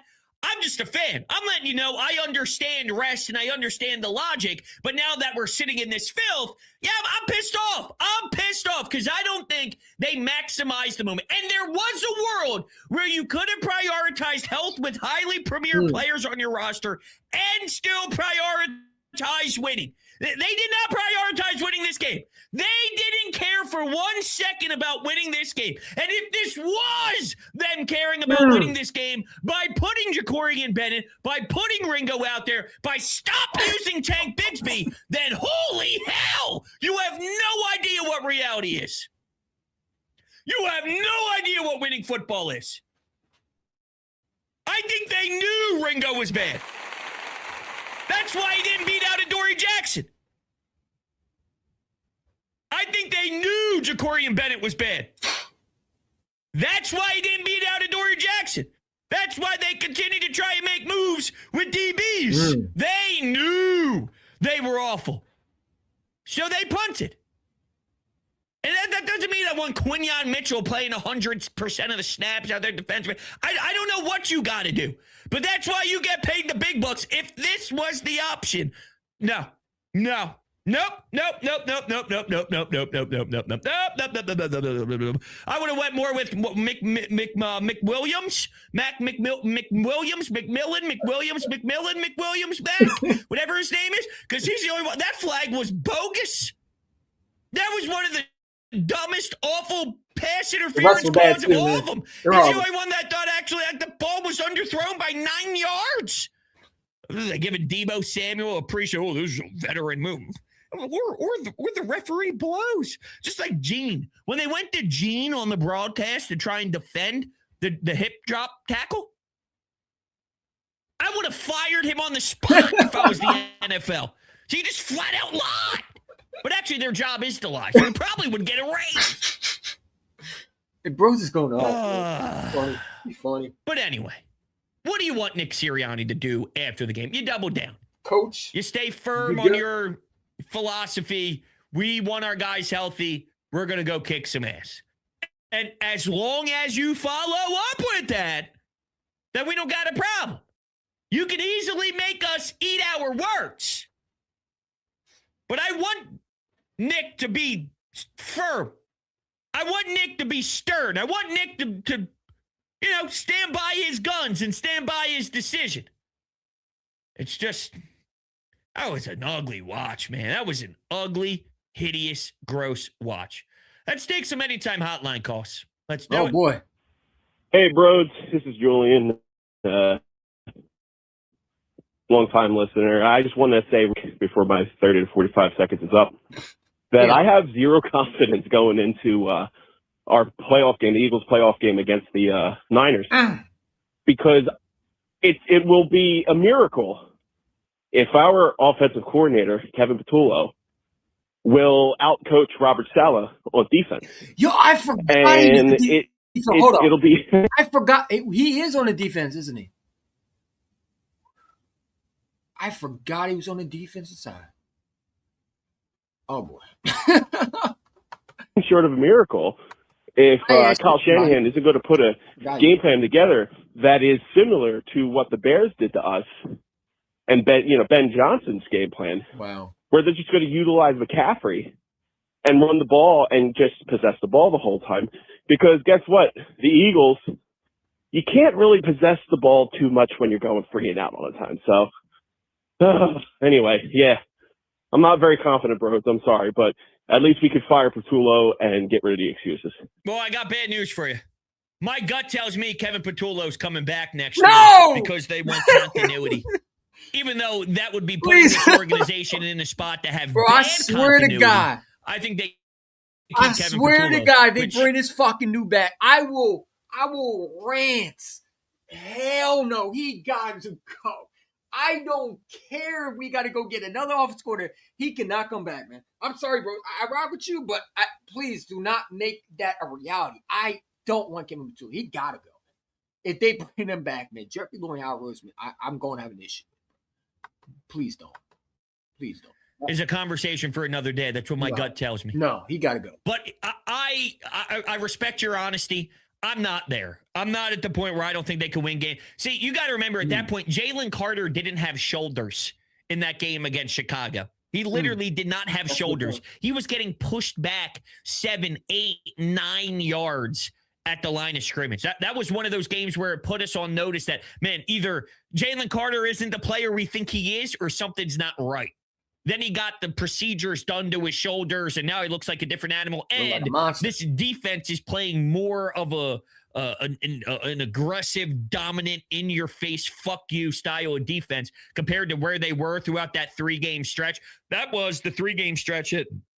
Excuse me, I had a seltzer water and I chugged it during Nick Sirianni's audio cut. Feeling it. But wow, damn, take a shot. I told you, there were 3 games this year for the Cowboys and for the Eagles that didn't really define I got who water they too, man. The 3 for the Cowboys was Raiders. No, they lost to the Lions, I think. It was Raiders, us, Chiefs. I think that was that 3-game stretch. We're like, are they back? Are they back? No. They're hideous.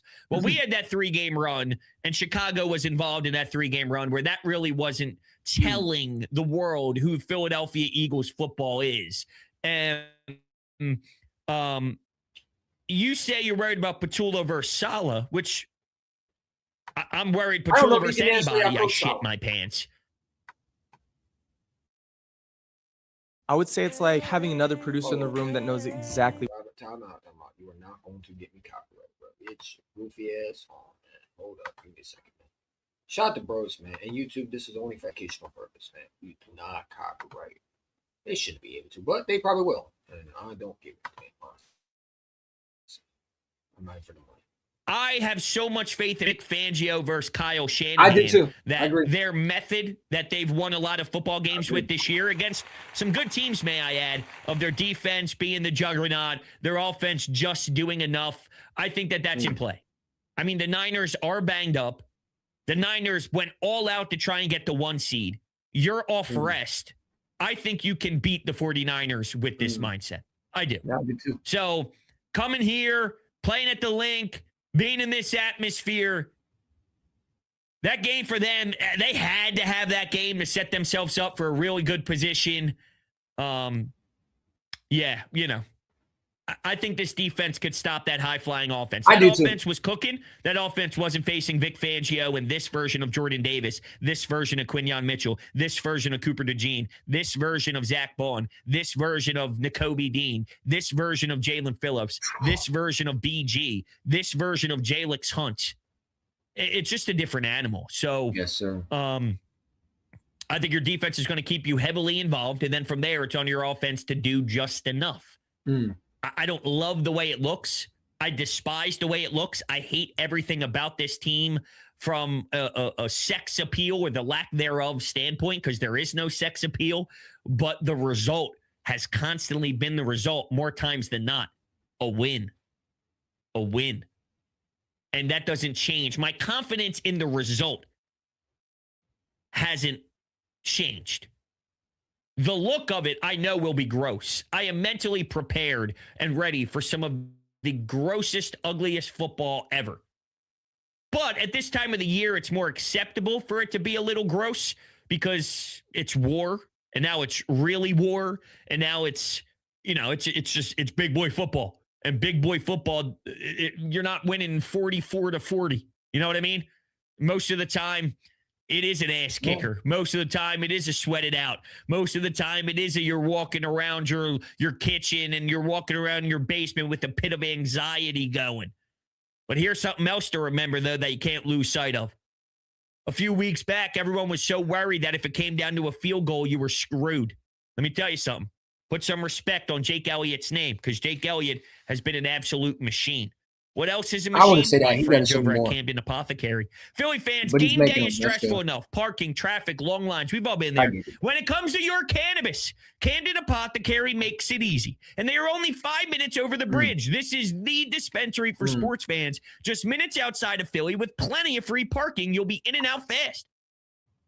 You're stocking up for the tailgate, the watch party.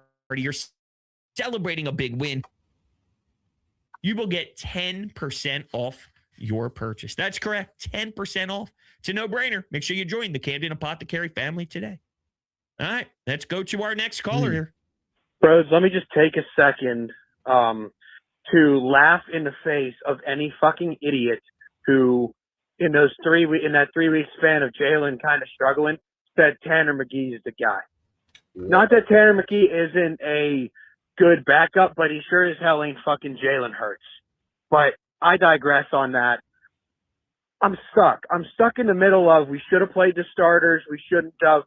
You play the starters, somebody gets hurt, and then the Bears don't suck. I don't know. It's kind of a tough one. I'm sure Nick's going to get grilled about it no matter what. I think the graphics showed we got the Niners off of how they looked on fucking Saturday night. We should be able to absolutely, blow right through them. It shouldn't even be close. I don't think Brock Purdy's that good, and they're coming into cold Philadelphia. Yeah, I don't think so, but we'll see. Other than that, go Birds. The end zones look sick.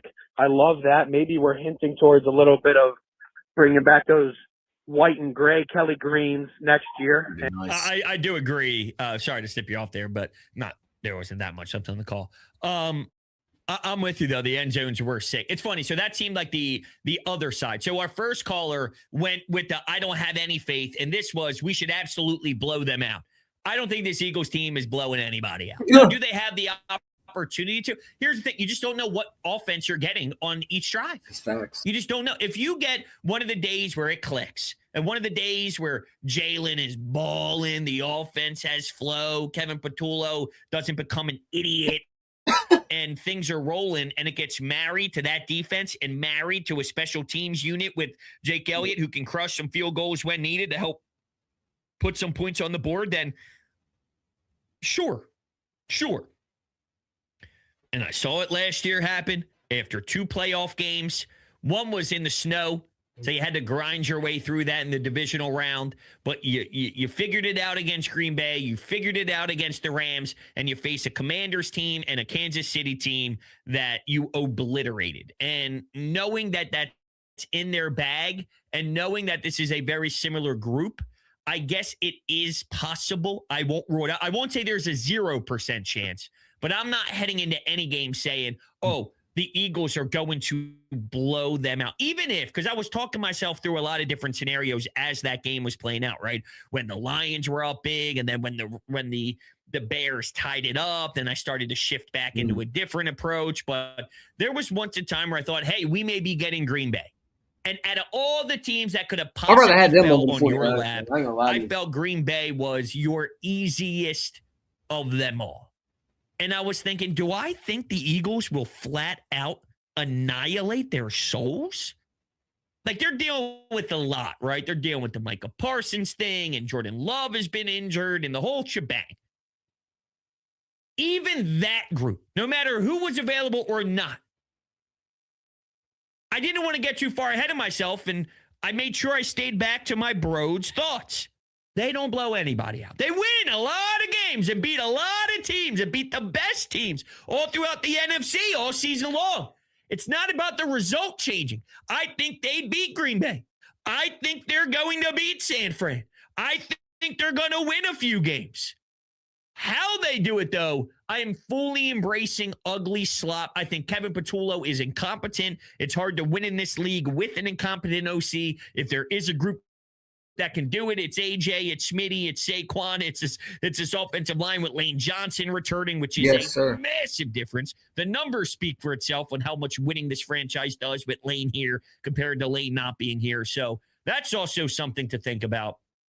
He makes good points, man. Like I say this, like we can definitely beat these seniors, man, and it's going to be ugly football. I don't expect us to blow anybody out. Not this team is going to rely on the defense a lot. But no, I don't think that they're in a position to straight up crush and kill any team. That's just not who they are, unless they figure it out. And again, it's not impossible for them to figure it out. They're not figuring anything for a 1 or 2 game stretch. But they got to prove it to me before I project it happening. If I see it, if they just come out of the gates real early and they punch San Francisco in the jaw heavy and they beat up San Fran 33-10 in the first, then I go, buckle up, baby. If they do that, man, if they do that, I will be the happiest camper alive. I would be. What the fuck just happened? I'd be the happiest camper alive. Like, if they blow this team out 33 points, man, this would be good. What the fuck just happened? Okay, that was weird. All right, let me sure my screen just flat out. Took a break. I'm back. If they beat them 33-10, man, listen, bro, I'll have a fucking happy day in my lifetime because that would be the most points we ever scored. I don't think they're going to do that, though. Up, Jalen, here he is. Yes, everybody, you called him a bum all year. Get ready, because he's about to fucking flourish, right? So if I get that game 1, then by all means, I'll convince myself it can happen game 2 in Chicago against a team that I call the Mets. The Bears have some Mets in them. The Mets met, the Bears bear. And they bared today. Problem is the Eagles eagled. The Eagles 2025 eagled. They normally don't eagle like this, but this season it's all about shooting themselves in the foot. So maybe that's very contradictory. I don't know. Okay. If there's one AI site builder you need to meet, no, we're not this doing is that. dope tech. Time out. You ain't copyright me. Who's getting me on these ads, man? Like, chill out, man, chill out. Well, I'm just saying, if I see it once, especially early in the playoffs, then I'll convince myself. But as for now, I'm fully embracing an ugly but successful playoff performances. You know, a playoff run. Ugly, annoying, we hate it, but it gets the results that we need. I hope that all makes sense. Let's go to Sean. I think this game today pretty much sums up the entire season for the Eagles. I mean, a game that in retrospect, you probably should have won. I mean, your quarterback situation, not named Quinyon Mitchell and Cooper DeJean, has been terrible all year, and today it reared its ugly head. That may be the worst performance by a set of cornerbacks I've seen, especially on the game-winning touchdown by Josh Johnson. What the hell is Keely Ringo doing on that play? When the color analyst calls you out, you know it's bad. Tanner McKee, and hey, I've been a Tanner McKee supporter too. He was shit today. He missed easy throws. He didn't scramble when he had the opportunity to make some yards and first downs. He had the turnover in the red zone. He was exposed today. He didn't exactly help his trade stock for next year. But again, you know, should we have starters? I guess in retrospect, Tanner McKee is a free agent. He's not getting traded. So I mean, I don't know if he meant. I think probably not. But the way this team is playing, and with this Kevin Patullo sputter type offense, does it really matter at the end of the day? Does anybody have confidence, even with the starters, that they can flip the switch and look like a 4-quarter juggernaut of a football team? I don't think they have to. Sorry, I had to put my volume back up there, but I don't think they have to. I don't think they have to. That may bother some of you, but that's not the way the Philadelphia Eagles are probably going to. Again, if they do, when they pull it out of their ass and they figure it out, I'd be happy just like everybody else. But heading into this, one, there is no juggernaut team, like you're saying, especially not in the NFC. Like, Seattle has a defense. They got the Eagles are. The Eagles are not a juggernaut. The Eagles are in the mix with everybody else following a Super Bowl. Their offensive deficiencies, that forces them where they are now in the pack with everybody else. They should have some separation.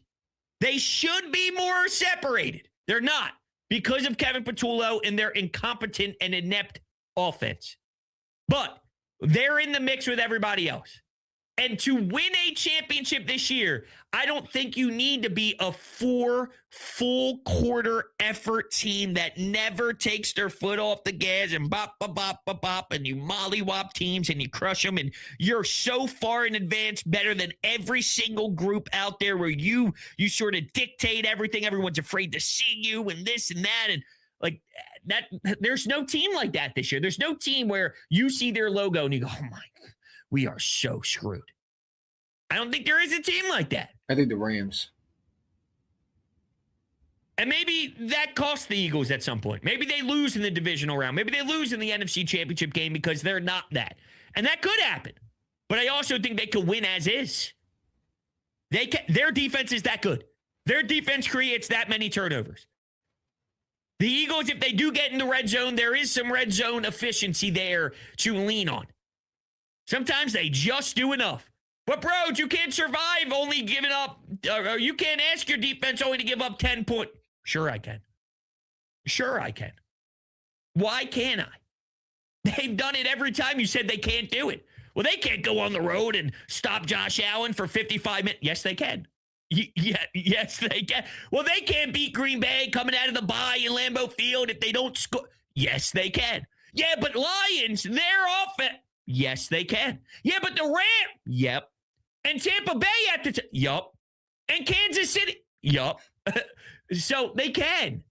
I know in theory they shouldn't be able to, and I'm with you there. But they can. And we'll talk about this all throughout the week of who are they? How successful can it be? Some of these other teams, San Fran in particular.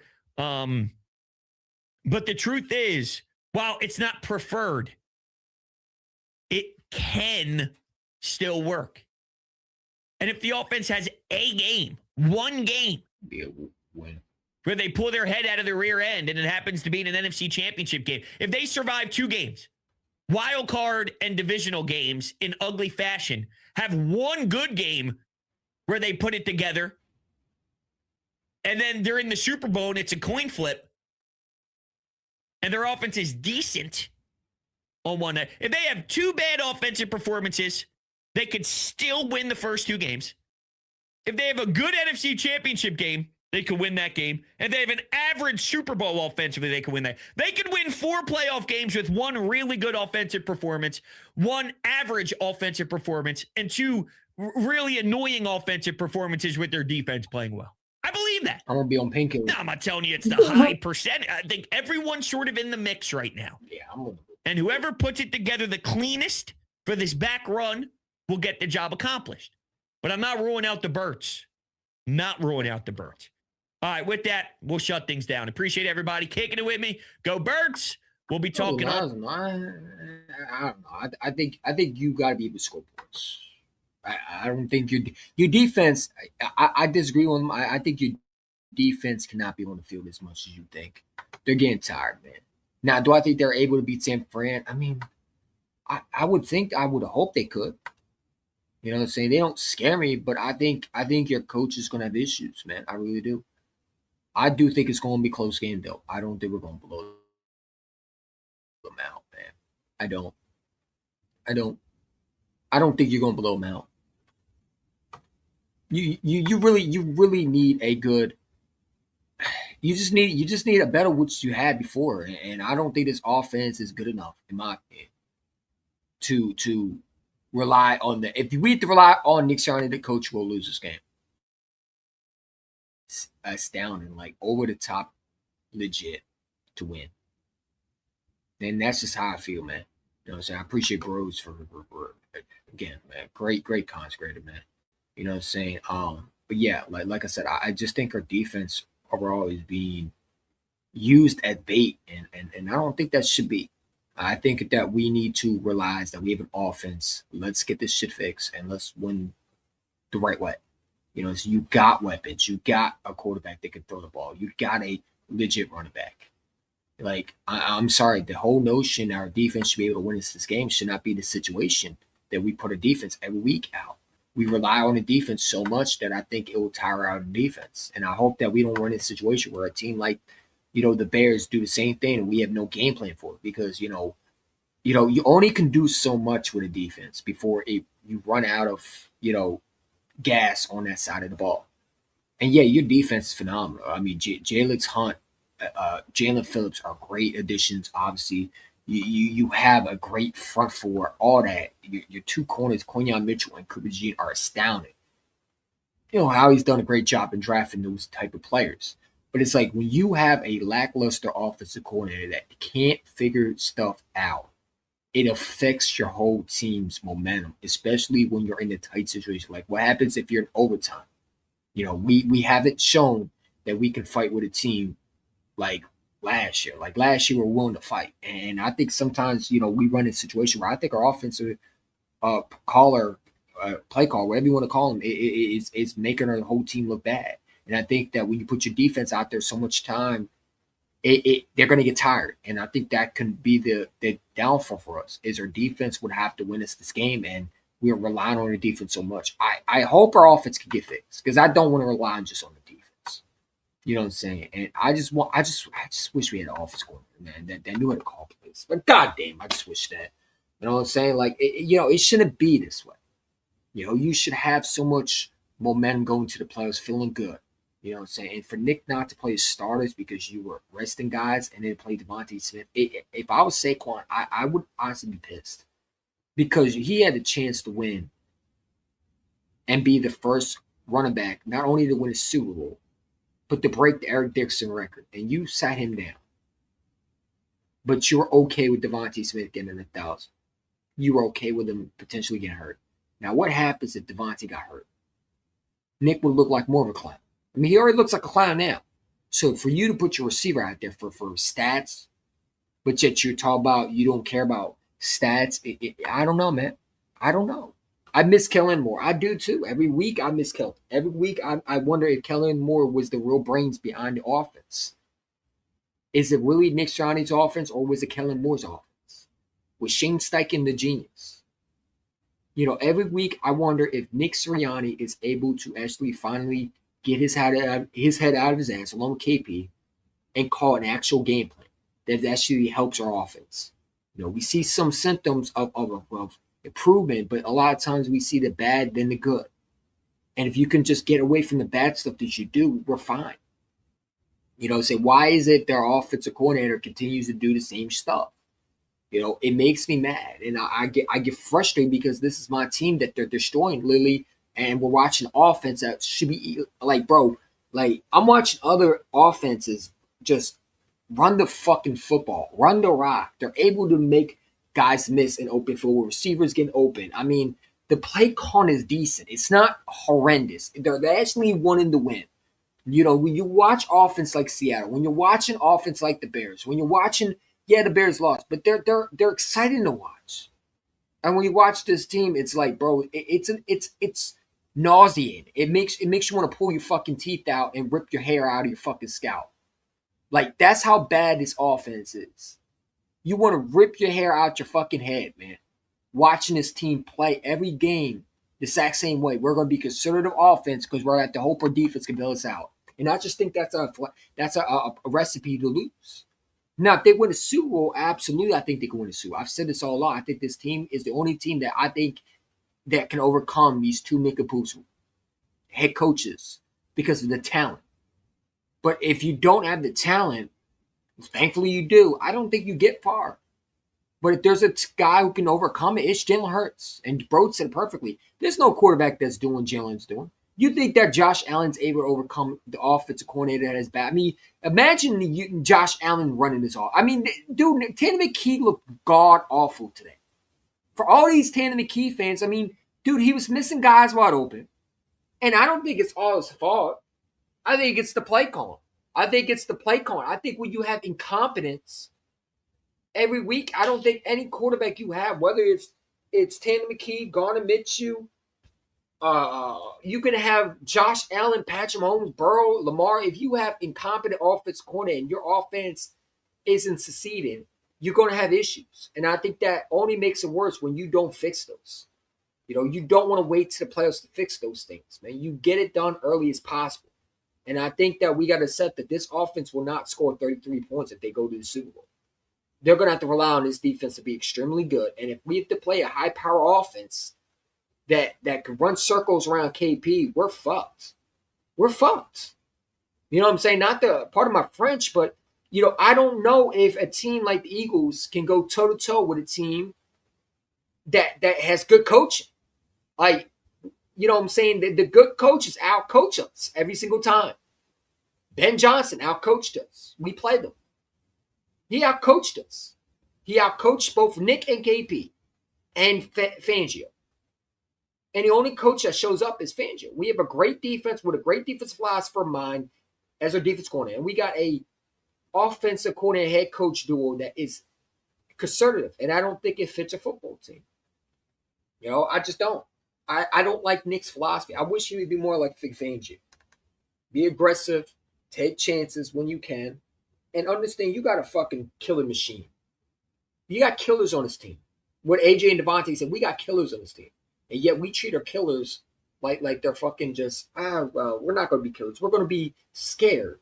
We play scared. We coach to be scared. And we're afraid to make mistakes rather than take chances, man. And I think that's corny and I think it's bogus.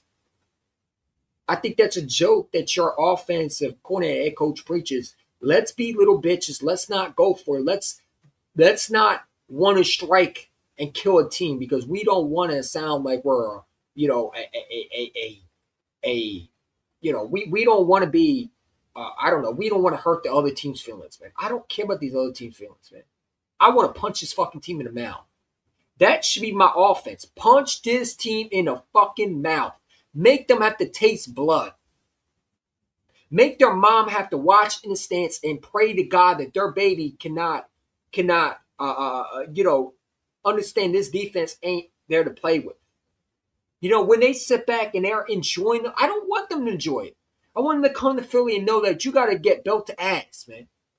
You got to be scared. No one is scared of KP and Nick, but they're scared of Fangio. If I'm Kyle Shanahan, I'm not scared of KP and Nick. I'm scared of Fangio. I'm scared of that defense. But I got to worry about this defense. All I got to do is continue to run the ball and hope that defense gets tired.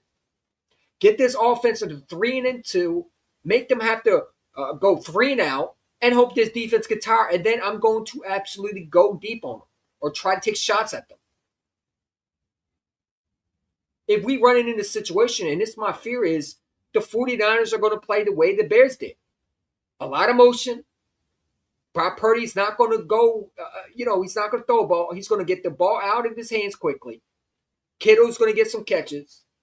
And our defense, it's going to come down to Nick Sirianni and KP making a once-in-a-lifetime play call that can save their season, and they do the most boneheaded, fucking bogus shit possible, and they cost their team the win.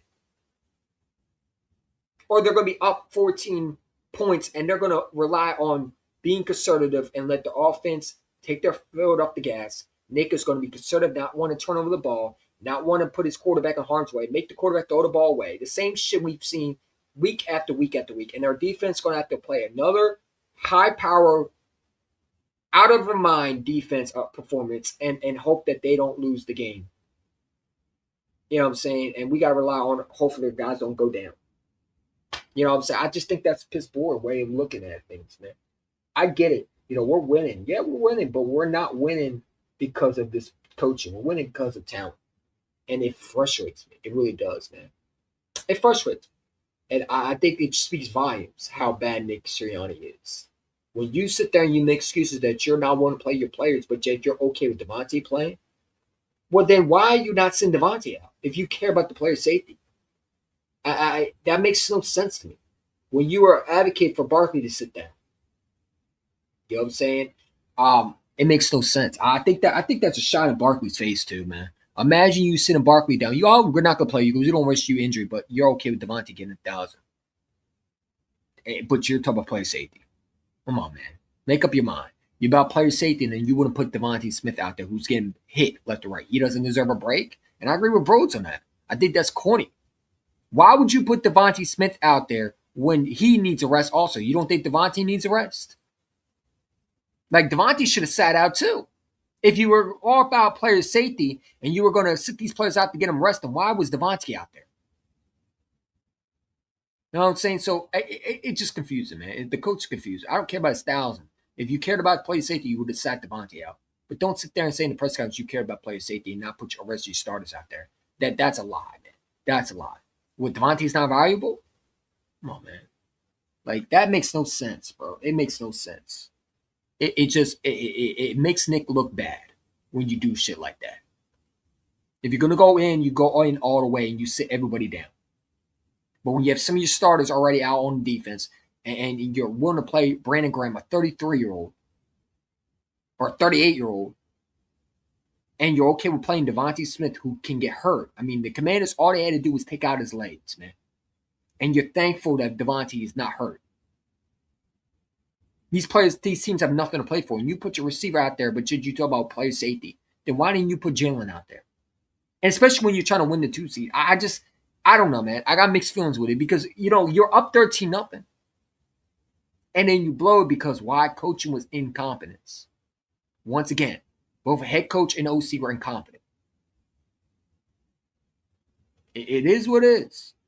It is what it is, man. But I appreciate y'all for coming on as always, man. Go Birds. It is 12:00. Well, it's 12:29. We've been here for a while, man. I appreciate y'all for rocking with me as always. Fly, Eagles, fly. We will be doing more of this. I got some great live streams coming around. We definitely going to get the StreamYard popping. As always, fly, Eagles, fly. And go Birds. And hopefully we can fix this shit because, listen, we got a game Sunday. 4:25 against the 49ers. And we got to be ready to play, man. And as always, go Birds, fly, Eagles, fly. Peace.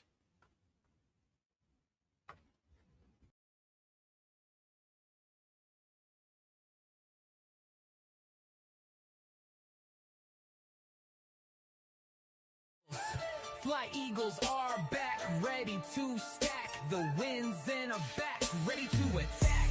So get out of the way, we ready to show. We are again the world champs and labeled in the history books forever as the best sports team in the world. Nick Sirianni brings the fire and passion, leading our troops on the battlefield. Why our football team shows tough detail together and dominates on defense and offense.